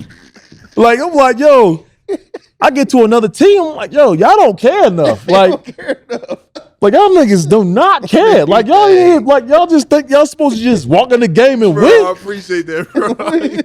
Like, come on, man. No care in the world. Like, bro, like, no, Tony Allen, bro, like, bro, and like people took looking at me like, yo, that motherfucker crazy. I'm like, no, he not crazy. He just know what he want. Like, bro, you ain't crazy, bro. Like, that stigma need to get out of here, bro. Like, you one of the realest people I ever met in my life, bro. Yeah, shit. In my life, bro. Like, for real, I'm getting like emotional, like talking about, because this is like some of the best times in my life, bro. Playing with both of y'all, and y'all were my OGs. Like, y'all don't even realize that, bro. Like, salary aside, I'm the younger dude. Y'all come in, Tony come in. It's like, bro, you just want a championship. You like, bro, this is what you want. Like, and at that point, I'm like, bro, like, you know, this team, we ain't win that much. Like, they added you, like, okay, whatever. You know what I'm saying? They added Z. I'm like, whatever. But like, when y'all came and realized, like, bro, I can't be the young dude no more just trying to figure it out. Like, y'all came in here for a reason. You know what I'm saying? So like, I look back at my younger self and like, damn, like, bro, I should have took advantage of that because you have been through it already, Z. They would call him the black hole. Like, bro, like they called you the black hole. And it's like, bro, you've been through all that shit and you figured out, like, you took all the hate and all that stuff and you was like, bro, at this point in my career, I want to win. You know what I'm saying? For sure. I want to win. You're right. And look, you made me come up to speed because I was trying to figure it out. It's like, bro, you can't just shoot anything, bro. It's funny. You know what I mean? Killer, it's funny you said that. You can't just shoot anything, bro. I did never see a shot you didn't like. You was jacking that motherfucker. I ain't gonna even lie, Rudy. Rudy, you the type of motherfucker come out and see the help side helping and still shoot. Now, Rudy, you fucked me up with that. So, like you saying this is all out the mud, bro. We Hey, man. We are somewhere. Hey. I just was talking about how many times I was clapping. This Hey. motherfucker jacket. So Ain't no FGAs without FGMs, baby. Ain't no FGA without FGA. I love it. I love it. Ain't no FGMs without FGAs. That's what I'm saying. Look, but I did. It was me figuring it out, bro. And it was like part of my process. Like, yo, bro, I was 24. Like the story you told, I was like 24. Like, bro, Baby. like who with all this money and then with this type of what they say, you gotta hold. If we gonna give you just as much as giving, it's just as much expected. That's right. Right. So now you learn on the fly, and you also realizing how we coming in at our careers. Bro, you already won a championship, bro. And then, but you also No. You already won a fucking championship, bro. I did. Bro, you don't know, like, bro. And lost in one too. Yeah, that too. But I'm saying, like, bro, I'm watching Oklahoma City won a championship. They wasn't even celebrating. Like, bro, if I won a championship, bro, I'd still be celebrating, bro. You know what I'm saying? And just like y'all did. But that's It's like, bro, but it's like, yo, y'all understand like how hard it is to reach the mountaintop of something that you've been trying to do for your whole life. And you did that. And you lost one, you won one. And you just coming from that and coming to Memphis, you like, yo, this is what I want to do. Your mind state was totally different than mine. Yeah, it was. And I'm gonna tell you that the only reason why I was like that, because like we talk about training camp. You know, training camp, you start a vision. That's where you start the vision. So when you get to the plateau, it's like, okay, this is what it takes. Right. And so once I got to Memphis, bro, it was like, damn, this is just like a whole nother time to do it again. Yeah. Bro, I promise to God, bro, Rudy, bro, your open game dunks, your last game winner, bro. Rudy, you don't realize what a motherfucker see you as. That's why I'm mad at. That's why I asked you about that flowers. Oh, you need flowers too. I appreciate bro. that, bro. You One of the best to ever do it. Stop I appreciate bro. that. You put pain in But this know league. what? And not only that, in order for a motherfucker to even put you in that plateau, you was doing something special beforehand. And so I always tell you out the mud, you feel what I'm saying? You get your flowers off the rip, bro. And even when I ever came to the Memphis Grizzlies, bro, I always tried to be up under how you was going. Cause I saw how you worked out on your game. You was a motherfucker that come early, stay late, work on your game. I saw you working on them bullshit ass fadeaway. I saw you. I say, well, when this motherfucker, when I ever got to check that shit, I'm talking about I'm putting my left hand up. I work. But just tell me this while we talking about why I'm giving your flowers, killer. Tell me this, bro. And I know we can look at this stat back, but just, bro, was it something personal against LeBron every time? Like you just always tried to go hard against LeBron? Bro. He hunted. Yeah. But you know hunted. what? It was like, I could talk about it now because it's over for me as far as a basketball player. I just really wanted to, I really wanted to see where I was against the best. You know what I'm saying? Bron was, has been the best for a long time. And he's a great competitor. He's always been great. And it's just like with that team we had, like, and I'm gonna take that into this. Like, bro, with all due respect to that team, they won a championship, but I don't think they could have beat us that year, bro. The year I got traded. I think that was the year. That was our year. I mean, obviously, I went to Western Conference Finals. Yeah. And I was number 3 all that whole season. And I was hating. The year I went to the West Coast final, I was hating. But I was, you know what I'm saying? Ow, you put us right I wasn't there. I got traded. That's what I'm You wanted to be saying. there. I wanted to be there. We wanted you to be there. But you don't realize, Rudy, you got us there. No, I did not, because I wasn't there. Rudy, you got to realize, bro. What, during the regular season, but look. Yeah, okay. As long as you know you put in a lot of work before it. Yeah, I did. Look, you know, so like, bro, like, look, it was bigger than that for me because that was my first time ever getting traded. 2, it's like, I'm in Memphis. I've been in Memphis for my whole career, and I love, you know what I'm saying? I got foundation, bought houses and all that stuff. Like, bro, we all got the same friends and all that stuff. You know what I'm saying?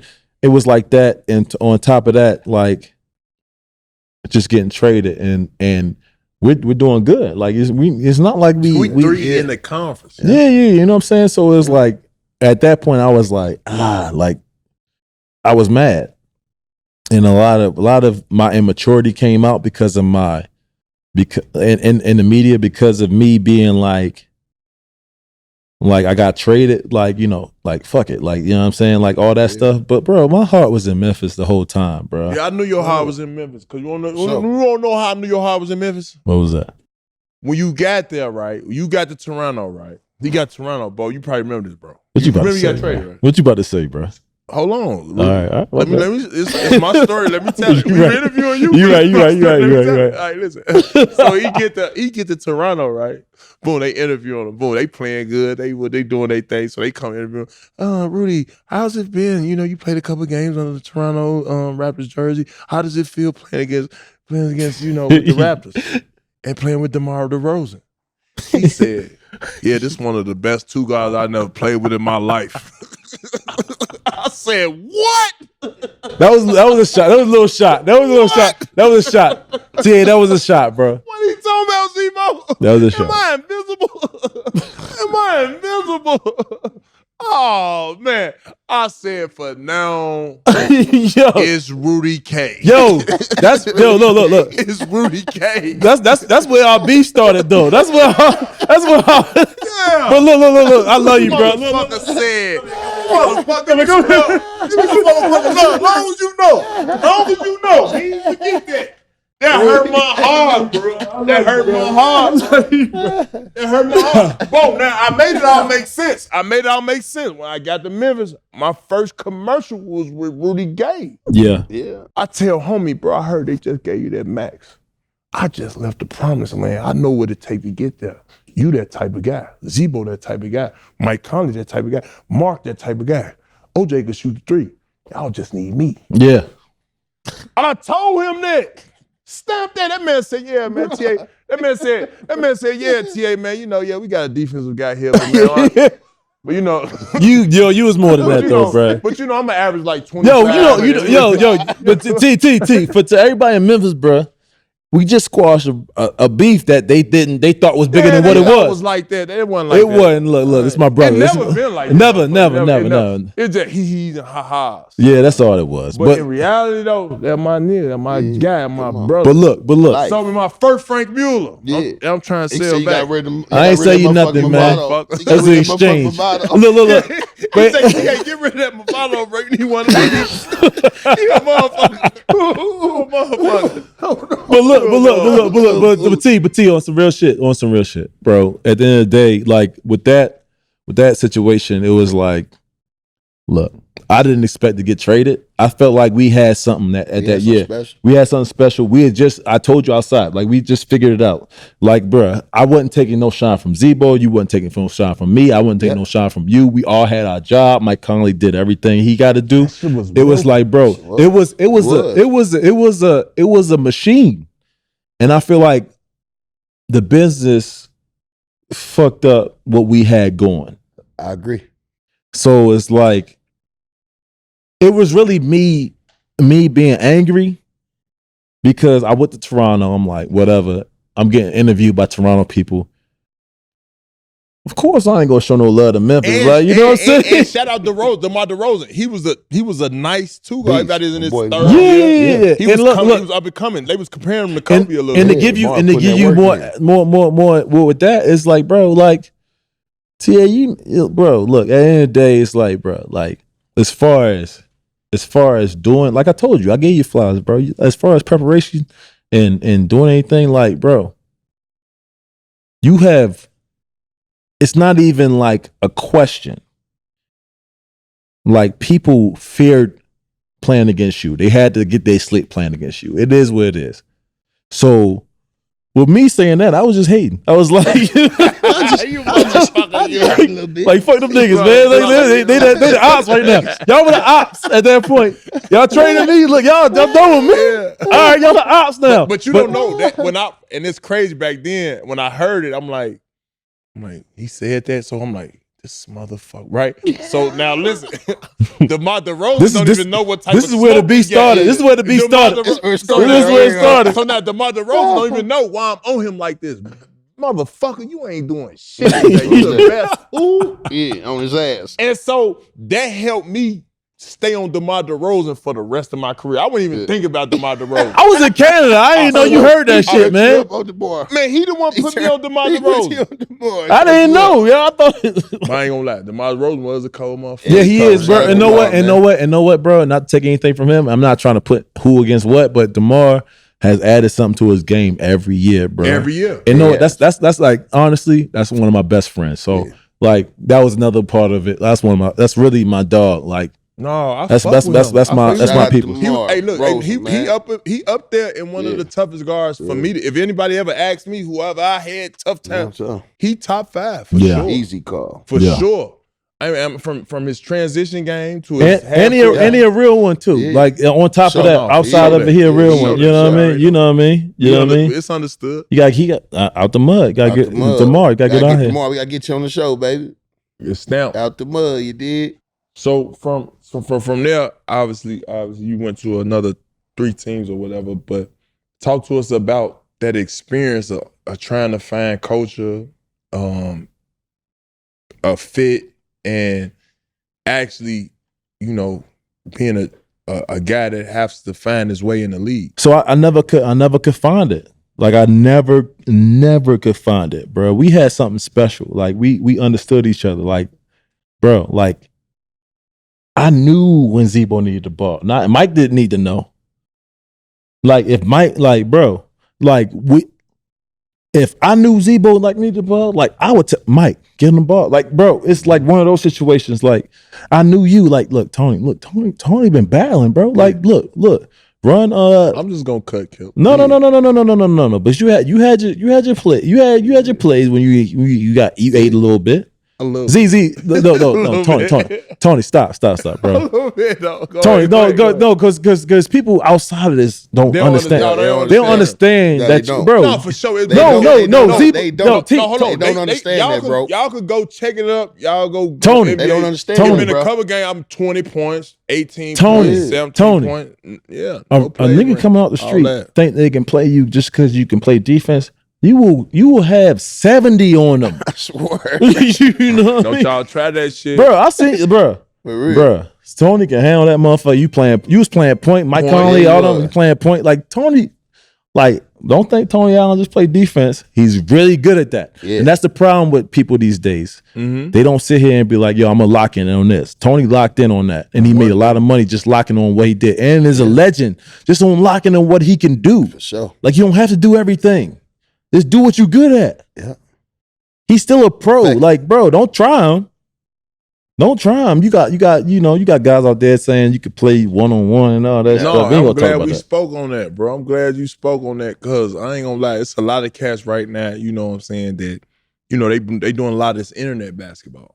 And so with this internet basketball, see what Rudy do out there. So now with this internet basketball, get more Mike Beasley and the more Melo. Man, look, go and get out. I want to hear what you want to say. I want to hear what you going to say. Well, you gave me my flowers, right? You know what I'm saying? Rudy, you still look in shape. You still look good. You know what I'm saying? As a prototype, prolific scorer that you were in the league. I'm asking you, what do you think about today's game of retired players are playing one-on-one, and how do you fit in those scheme of things? I think one-on-one is a totally different game than 5-on-5. But I think when you talking about a guy that has gotten buckets, like, come on, man, like Zebo, like, bro, the post is one-on-one. I learned a lot of my post shit based off of you. Yeah. Like, you can't try me on no 1-on-1. Like, what we talking about, bro? Like, bro. Like, you know what I mean? And I say it just like it is, bro. Like, it is what it is, bro. Like, I've done this on the highest level. And I've been veered as a 1-on-1 player, good or bad, on the highest level. For sure. So I'm not worried about nobody saying nothing about me. Like, bro, come on, man. Come on. So what did it take you for you to get out there? Cool little million. Ooh, man. $1 million? Cool little MP. Cool I don't little know. piece. I don't know. I need Mike B's, he said he the king, man, the 1-on-1 right now. So I don't know. It's gonna take me some time, man. I get on your basketball shape. Well, Mike Beasley, like I love you, but bro, you gotta get some basketball shape. But look. When I was in shape, Yeah. I could, you know what I mean. If I'm in shape, it's not too many people that can So stay you in ain't front picked of up me. basketball in a while? No. No, all right, bet. All right, cool. All right, so No. we're going to move forward in the interview. All right, cool. There you go, there you go. There you go, there you go. Smoke with none of them niggas. No. I mean, I ain't about to smoke because look, I'm competitive. Like, Competitive, yeah, trying we know to. that. So, T.A., look, me and you got know, too much money for that T. shit. No. Just say you got too much money No, for that T. shit. Look, yeah, but no, me and you, yeah. but me and you, Yeah. I'm gonna tell you like this though. Yeah. Me and you can be like, we stopped talking for a little bit just off the competitive shit. So you already know what it is. Yeah, true that. So like, come on, man. And I love you to death. I don't care about other people. So look, what I'm trying to You know ask what I mean? So this is what I'm trying to ask you, bro. When we look at the current state of basketball today, you know, where the game was like threes, and layups, right? Back in the day, we played inside-out basketball. That's right. We couldn't shoot a three. Remember Lionel said, like, bro. That's what I said. I said, do you ever? Remember he said? No, I'm saying, do you ever see the game getting back like that? And what do you see yourself thriving in today's game? Because you got a taste of a little bit. You got a taste of a little bit of how they playing today. So, like, what do you see yourself fitting into today's game? I see myself as like a soldier. So, like, whatever, like early in the game, like Lionel told us, like, bro, we can't shoot threes. We had to get the ball to Z. Then we figured it out from there. You remember that? So it's like, yo. We predicated off of all that. Most of my shit was off of transition and just like 1-on-1 game. So like right now, with the court being open with my 1-on-1 game, I think it would be whatever. Trouble. You know what I'm saying? Trouble. You know what I mean? But if it's in butts, you know what I mean? Whatever. But I think I would thrive right now in my prime self. I think I would thrive. You would thrive for sure. I mean, I think we all would get some money, man. What's up, man? They need to. What's up, man? What we need to do? What's up, man? Hey, man, some type of something. I'm playing the 40 and up league. 40 and up, not 40 and under. 40 and up. Yeah. Fuck you mean? But no, I want to talk about what we talk about career though. We talk about career. Talk to us about. I can't look. First of all, I can't talk about my career without talking about y'all. No, you honored us. You gave us our flowers. No, I'm telling you how much I respect y'all because this is where it started, and this is where people remember me as, like, from y'all. But being with y'all, like y'all really like Rudy. You signed a 5-year, $82 million. That's nothing. You heard what these niggas just signed? You beforehand. Well, no. Fuck you, man. You got it back. Yeah. So this is what I'm trying to tell you. From my perspective, I've been telling them, if it weren't for Rudy Gay saying I ain't playing a day, I wouldn't be Tony Allen. Yeah, he say it all the time, bro. You ain't starting in front of me. No, I didn't. You said I ain't playing. Look, we played together. No, you said you ain't want to play this game. No, I didn't want to play. My shit was fucked up. Yeah, he windmilled the game before, but then the next game he said his toes hurt.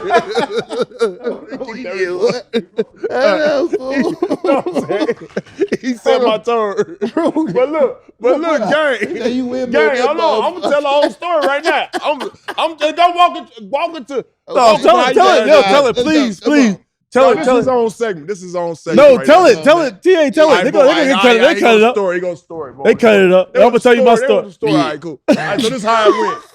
Yo, tell it, please. All right, look, boom. So let me tell the story first. Can I tell the story first? Listen.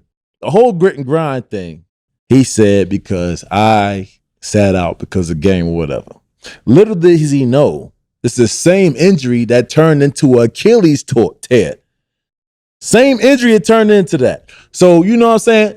Love Tony to death. No. But look, So explain to them Say people how the foot it works, so they'll know why I ain't tripping. Yeah, so no, he's not tripping. He's not tripping because he's a competitor. Look, you wanted me to play, and I'm not no, like, I understand all that. And that's the thing about playing a sport. Like, yo, when you not playing, you affecting the whole team. And how the other cats look at you when you don't do that. And Back then, yes. it was a code of honor. It was you standing up for something and not falling for anything. Right. You about the team. You gotta I'm stand for fight it. through this toenail injury. Yeah. I'm gonna fight through the. It wasn't no toenail. Oh, my bad. It wasn't no toenail injury. Come on, yo. What you saying? That wasn't a toenail, man. Turf toe. My bad. A toenail injury? My bad. I'm gonna fight through this. Bro, I had My bad. I'm gonna fight through this turf toe.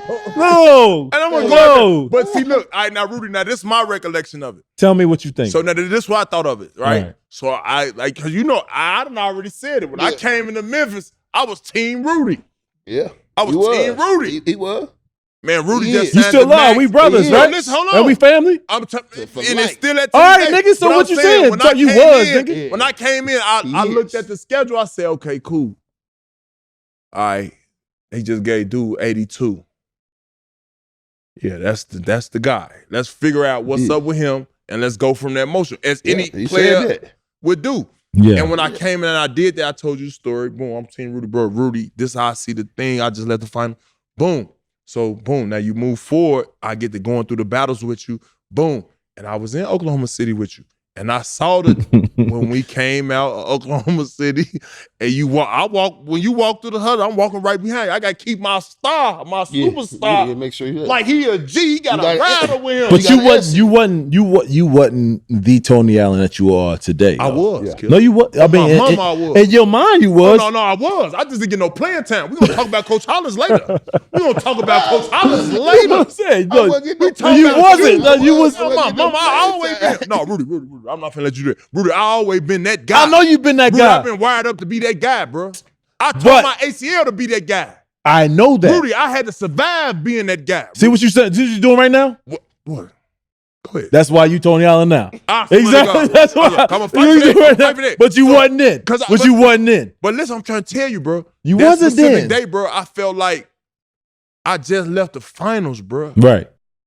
The NBA finals and lost to Kobe Bryant. Right.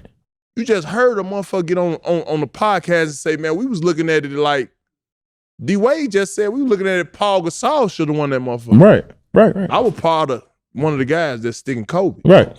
So in my mind, I'm finna come do that for you. I'm finna come be run our test for you. Yeah.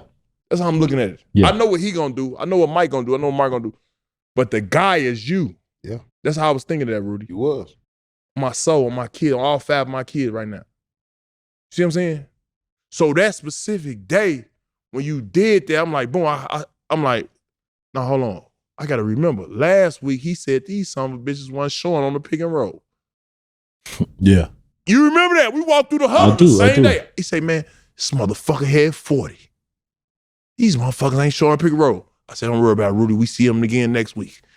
Yeah. Boom. You talking about KD? Katie? Oh, you remember? Remember. Yeah. So now look. I was there. Now You look, remember the that? next I week, was so there. now look, the next week we played Sacramento before we went to OKC.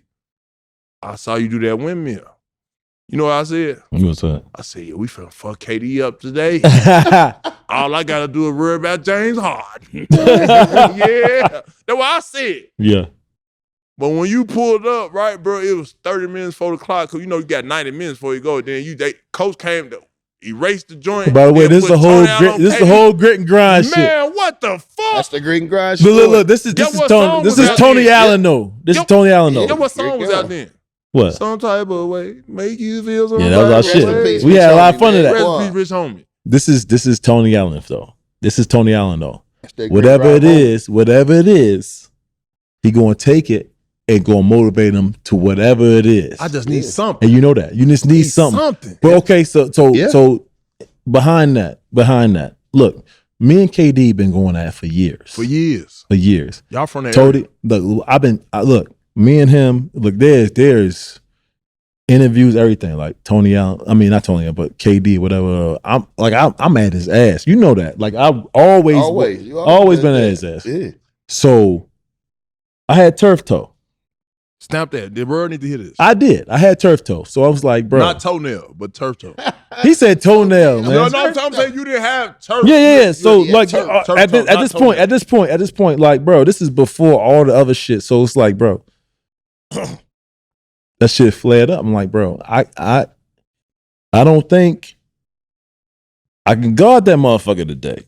So it's like, bro, do I want to stop out there? It was like, bro, I don't know if I can do it. So I was like, man, I'm not going to do it.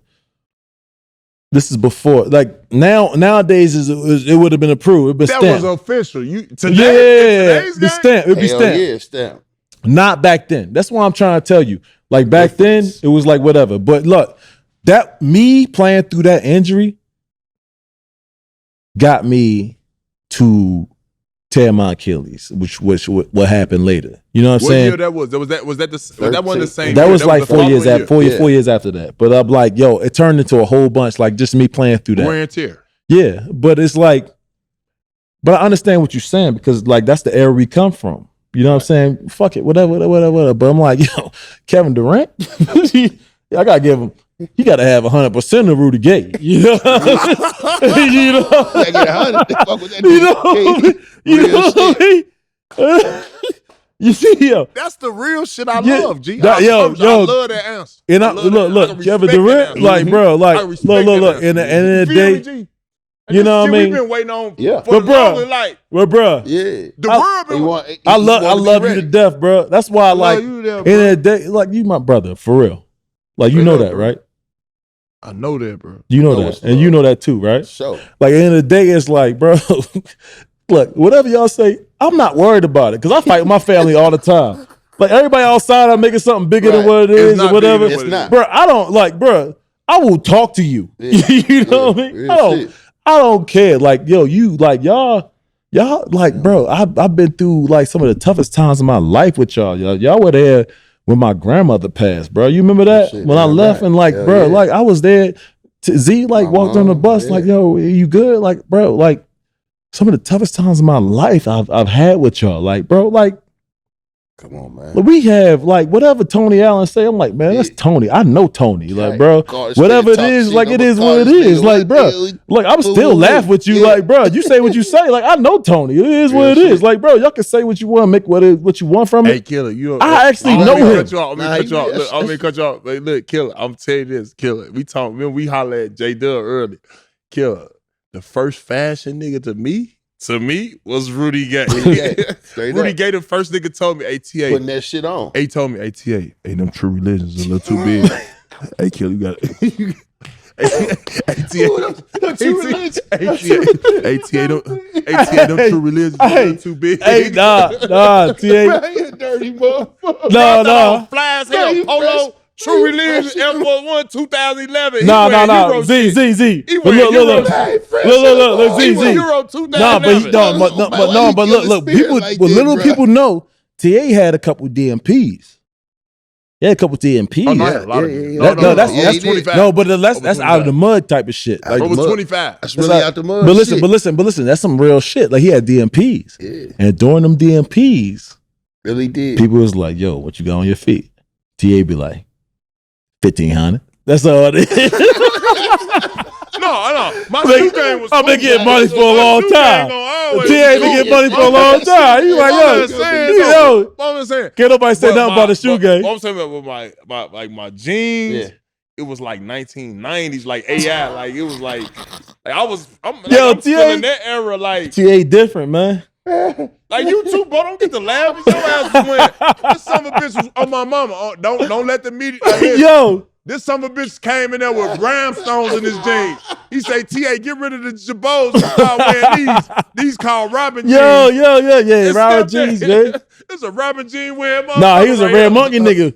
He was a Red Monkey nigga before that. Red Monkey junkie. Red Monkey junkie. Go down there, nigga. Laughing at me. You gonna knock it off. Been getting money for a long time, man. That's all it is. Robin jeans. It's about 30 rhinestones in the front of his jeans. You turn around, they on his ass too. What are you doing, Z-Bo? you got a chandelier party going on. Yo. What's wrong with him? Yeah. You got a chandelier party. That Nigga blinking nigga, like a man. motherfucker. Man, listen, man. Come But on. no, Killer, we're gonna get it back basketball, man. We're gonna get it back. When you left Sacramento, boom. How was you shaping up your career at that point? Because you eventually tore your Achilles. Yeah. So talk to us about that injury and how did that, have your NBA So future. I tore my Achilles in Sacramento in my last year, and I was a free agent, and I opted out of because I opted out of my contract. It was just one of those situations where I just felt like I didn't feel like at that point in my career I didn't feel like Sacramento was in line with what I was trying to do. Like I was trying to bro, we all want to win at the end of the day, man. You know what I'm saying? If your organization is not in line with that, it's tough. And I didn't feel like at the time they was ready for that. I wanted to leave. I tore my Achilles. I was rehabbing. I was betting on myself. I went to San Antonio just on some just knowing their pedigree, knowing what they was about. And at that point they was running it. You know what I mean? So I just wanted to be a part of that. You know what I mean? But your best career year was in 2014-15. That year, did that deteriorate the thoughts of the future with the Sacramento Kings at that point, or how did you vision your career at that point? Well, I mean, because it was my prime. It was your best year, bro. Yeah, I mean, to think about. See, I learned a lot from y'all, right? I learned a lot, and I took that with me where I went, to be an all-around player, and I think that's my best all-around year. Sure. Hands down. What I'm saying? Sure. I wanted all my teammates to like playing with me. I wanted to just be the bailout. I wanted to be everybody's bailout. Give me the ball and you're good. End of the game, I took all the pressure, did all that. And that's just what I wanted, man. That's what I wanted from my career. And that's what I wanted when I played with y'all. At the end of the day, bro, I wanted to bring a title back to Memphis, bro. And I know that's what you wanted too, Z. And that's why yeah, bro. I knew that because the people Memphis is different. It's we touch the people. We be with them. We got the same. Bro, it's not that big of a town, bro. We in there, so it's blue collar town. Blue collar town. Respect hard workers. In 2010, you were a gold medalist. Can you talk about that experience and talk about how international basketball is being discussed as they're taking over the league today? Yeah, I mean, that was an experience for me. It was one, it taught you there's basketball outside of America and they actually about it and how competitive they are and how bad they wanted to beat us. But it also showed me the people that was in the locker room with me and how they prepared for the game. A lot of guys did a lot of crazy stuff, try to just get prepared for the game. That was D Rose on that team. I forgot who all was on that team. I think 2010. I think it was Clay. Was Clay on that team? I don't think Clay was on that team. It was Steph, KD. I have squad. And with all that team, it was tough. It was tough to win. So it's bro. It's a lot of game outside of US, and we figured that out, bro. It was but see the preparation of all those guys going into it, it really changed how I felt about basketball. And look, right, so in that moment, being around those guys, did you understand? Did you fully understand? Had you fully understand the team concept of what it takes to win? And what year because I was playing with y'all already. Yeah, that's what I'm saying. Yeah. Once you did that make I sense? did. I felt the concept what it takes to win, but I didn't feel the concept of what it takes to win and not be the top two or three guys. Yeah. You know what I'm saying? So I understood what it takes to come off the bench or do all that stuff. So that's what was different. It was different for me because I see myself through the vision of a Sam Young or No. D- Just keep it real, Rudy. You see yourself as I'm the guy. Yeah. no, I'm Pass talking about me on the that ball, team. bro, I'm the Right. guy. I'm gonna get it. I'm talking about on that but team. You had to adjust then. I had to adjust. You had to adjust. I'm saying that's why I had to adjust because that's what made me a better. Okay, that's why you said Sam Young. Yeah, I'm saying like on that team, I had to feel like a Sam Young or Better example, Lou Williams, maybe. okay, all right, or Because a lot of our viewers don't know who the Darrell fuck Arthur. Sam Shout out Young to is. DA. You know what I mean? That's They don't know who DA is neither. Darrell. I mean, Yeah, but shit, we Darrell, know, big we shout out know. to DA. That's Shout what out we to my here for. boy We got the DA. platform. Yeah, go YouTube Darrell Arthur. Darrell Arthur. You know what I'm Yeah, saying? right. That's what we here Sam for. Young. Come on, TA. Come on. No, I'm man. feeling Let it. him know. They don't know, but we gonna let them Let know. them We know. gonna let them know. Let them know. We gonna let them know. He Right. still got that one team, one goal, man. Yeah, y'all yeah. see him. He brought up Sam Young. One team, one goal. And Darrell- One team, one goal for sure. Oh, he just brought up some names, bro. Yeah. He just brought- DA, my guy, man. Boy, It's all DA, about God. man. So Rudy, I can't front, bro. You got to talk about times leaving Sacramento, bro, and the journey that it was. Knowing that, hey, man, I didn't win lottery. You know what I'm saying? I done signed all the money, and now it's the mode of winning. Now I got to put myself aligned with winning. Did that take a effect on your career, or did it put a mindset to you to where I understand the business now? Yeah, I mean, up until that point, like before I tore my Achilles, it was like I was still competing against a lot of the guys that we all know about. Mhm. Like I felt like And you was up there, killer. No, Yeah. your Damn right. flower- I appreciate your that. flower right Give here. him I appreciate that. People don't realize that, and people don't realize what. Nobody knows nothing. Like people don't like that team we had, bro. Like, bro, like Could've it won was, that squad. I swear I feel that way. Didn't he? 11 bruh. years. Come on, man. Come on, He man. don't get hurt. Bruh. I feel that way, Bo. I say it all the I time. feel that way, Me Bo. too. We spanked them Dallas Mavericks ass that Yeah, year, bro. we Let's spanking talk all about them it, bro. We niggas. got Rudy here right now. Yeah. Nah, Smart. We facts. look, bro. It's But not yeah. too many teams that could beat us, bro. In 4 games, beat us 4 times. Come on now, it wasn't too many teams that could beat us. But at that point, I felt like I was competing against a lot of the people like the Mellows and all that stuff, the Mellows, the Bronze, and all that stuff, and rightfully so. I mean, everybody does at the end of the day. Like that's what you want to be, but later, like when I left Sacramento after the surgery, it was like I was in a different mindset. I was working on trying to be back, working on trying to be, just a pro at the end of the day, just try to be,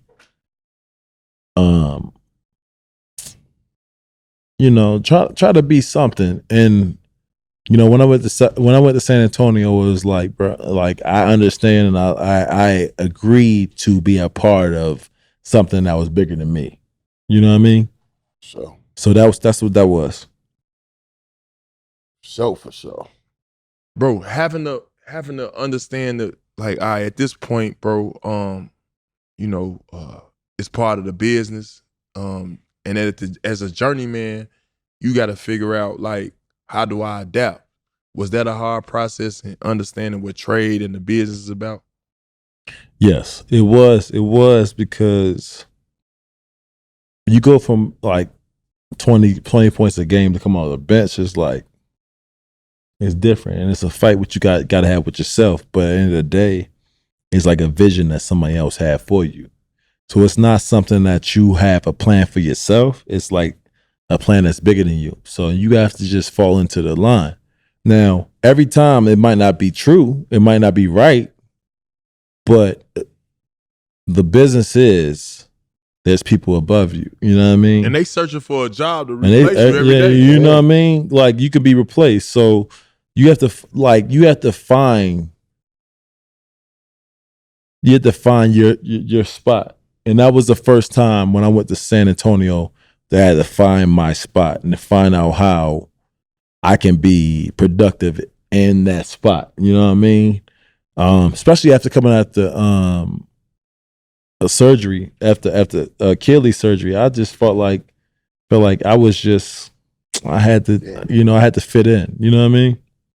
Man. And so with the Achilles injuries being a main factor in today's game, like what and obviously we saw one of your DMV brothers lose his Achilles in a crucial part of the year. Right. Can you explain to us like what's ways to prevent that for our viewers that don't understand how taking care of the body is important? I don't think anybody really knows right now.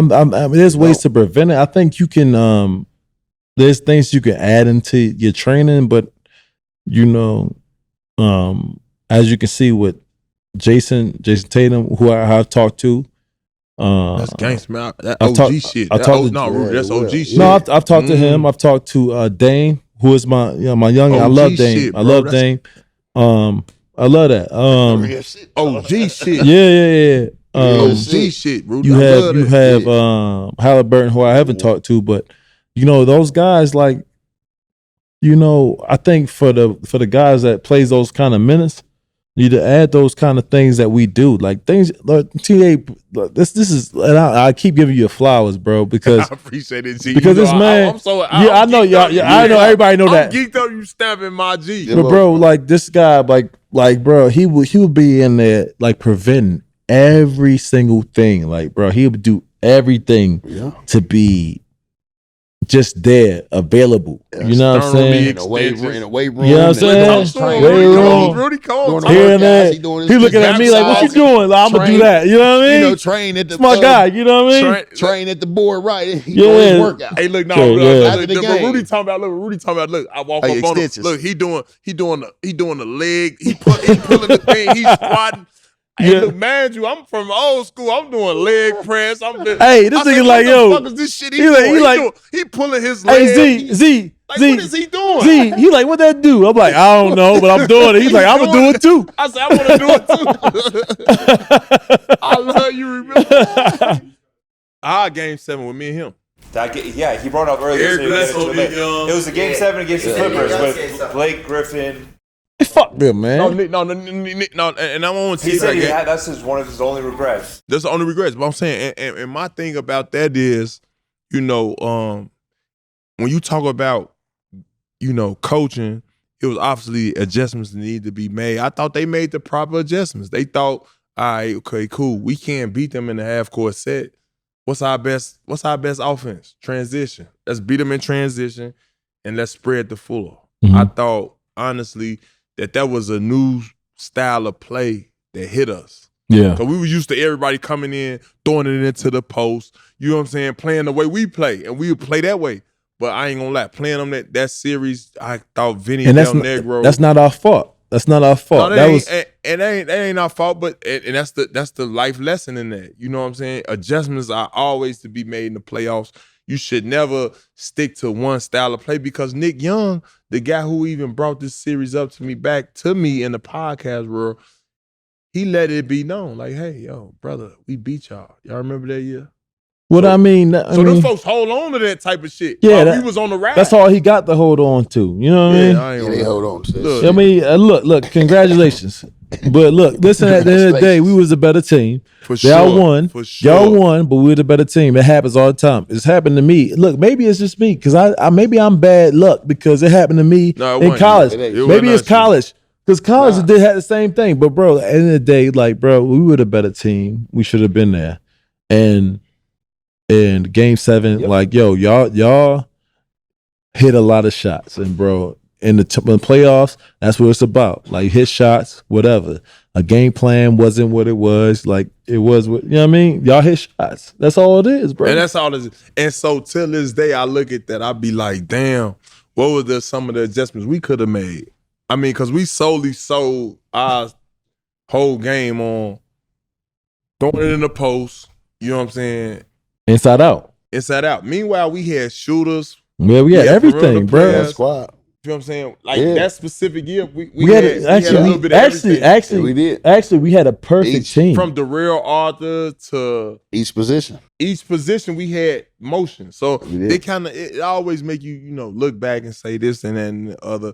But more so importantly, bro, Rudy, I just want to let you know, bro, you are one of them guys, bro. You always been looked at to me as one of them guys that could just put the ball in the basket. There ain't too many guys that could put the ball in the basket. Like flat out put the ball, like roll it out. Yeah.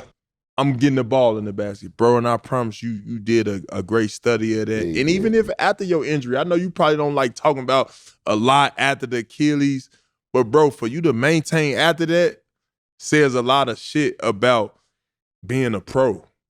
You know what I'm saying? And adjusting to how you supposed to maintain in the league. Yo, that mean you had good OGs. Yep. That mean you had ways to survive in the league. Whether, okay, I ain't as athletic, but I know how to get here early. I know how to come late. I know how to be a piece to a puzzle and show my young guys. And I thought that alone, bro, your presence is contagious, bro. And it always been that way in the locker room, man. And I always say, bro, like, yeah. I'm on hee-hee-ha right now, but you the first motherfucker. When you told me to take off them true religion jeans, bro. When the man said, bro, you gotta stop wearing them big ass true religion jeans. Bro, that'll never People don't go know, away bro. from We me, was bro. in the trenches together, bro. That'll never, I'm just saying, You can't I'm a just say gangster it. though, G. You can't just say it just anybody. Like, I've been taught by G. You Like, can't- this is my young nigga. This is my young nigga, like. You can't just say that Hey, to Tony like, OG, Allen, man. He like, OG, hey, you gotta come down a few sizes. Ain't nobody wearing them boot cut ass jeans no more. I'm boot cut jeans over the Air Force Ones, Zevo. We talking about fashion. Bro say, bro, get off them big ass jeans, bro. Yeah, bro. Hey, look. But look, funny, what bro. you saying that, bro? With both of y'all, bro. And look, me being here is like full circle because I love y'all, bro. Like for real. You know And it's the day, life. like Z, like you taught me a lot in this league, bro. Perseverance, how to not worry about what people say because, bro, you had a people talked crazy about you before you got to Memphis, and you turned that around, bro. You turned it around. Tony about how you approach the game, how you prepare for the game, how you just love it, how you love what you love, bro. And no matter what, bro, like, and your love had made us do this, right? Yeah. But I respect you so much. To the fact that I understand where you came from, you understand where I came from. For sure. But that's why, like, yo, brother, I argue with my family all the time. Hell yeah. And that's what we do. That's what we do. That's what we do. That's what we do. That's what we do. But we used to argue all the time. Hell yeah. Bro, you don't want to play no fucking defense today and all that shit. I'm like, nigga, you don't want to make a layup, nigga? Like, we do the same. There we go. Like, you know what I'm saying? We do that all the time, bro. You will. So, Bro, we argue all the time. So snap that while we on camera. No, we ain't gonna let you get away with all them hee hee ha ha. Get your ass out of there. Yeah. So stamp that. When it was about 4-5 motherfuckers on you while you fading away, shoot that motherfucker. Just say, TA, boy, that ain't your percentage right there. No. I told you. My bad. I would. Look. And I learned that too from the team. I said, look, I can't be shooting that shit. You know what I'm saying? You know what I'm saying? Because, you know, I'm on the other team, like, man, TA and Zebo was on my ass. They was on my ass. I said, look, I gotta chill. You know what I mean? That made me a better. No. Before Tia, I ain't let you say nothing. Z, I ain't let you say nothing. Y'all made me a better basketball player, not just a better. Nothing other than that. Y'all made me a better, actually, basketball player. Learn more than just trying to put the ball in the hole, man. Y'all made me a better basketball player, man. And that's what it's about, man. That's what Out the Mud about, bro. Yeah. You know what I'm saying? Better. That's what it's about. Better. Out the mud, you dig? Well, yo, this Out the Mud, man. I appreciate y'all joining in, man. Today we got a chance, man, to get blessed with our guy, Rudy Gay, man. Me and Mac Bo, man, Out the Mud, man. Out the mud. And we just did it big, man. Hey, man, don't look down, just look around, man. Out the mud in town, man. You did. Come on, man.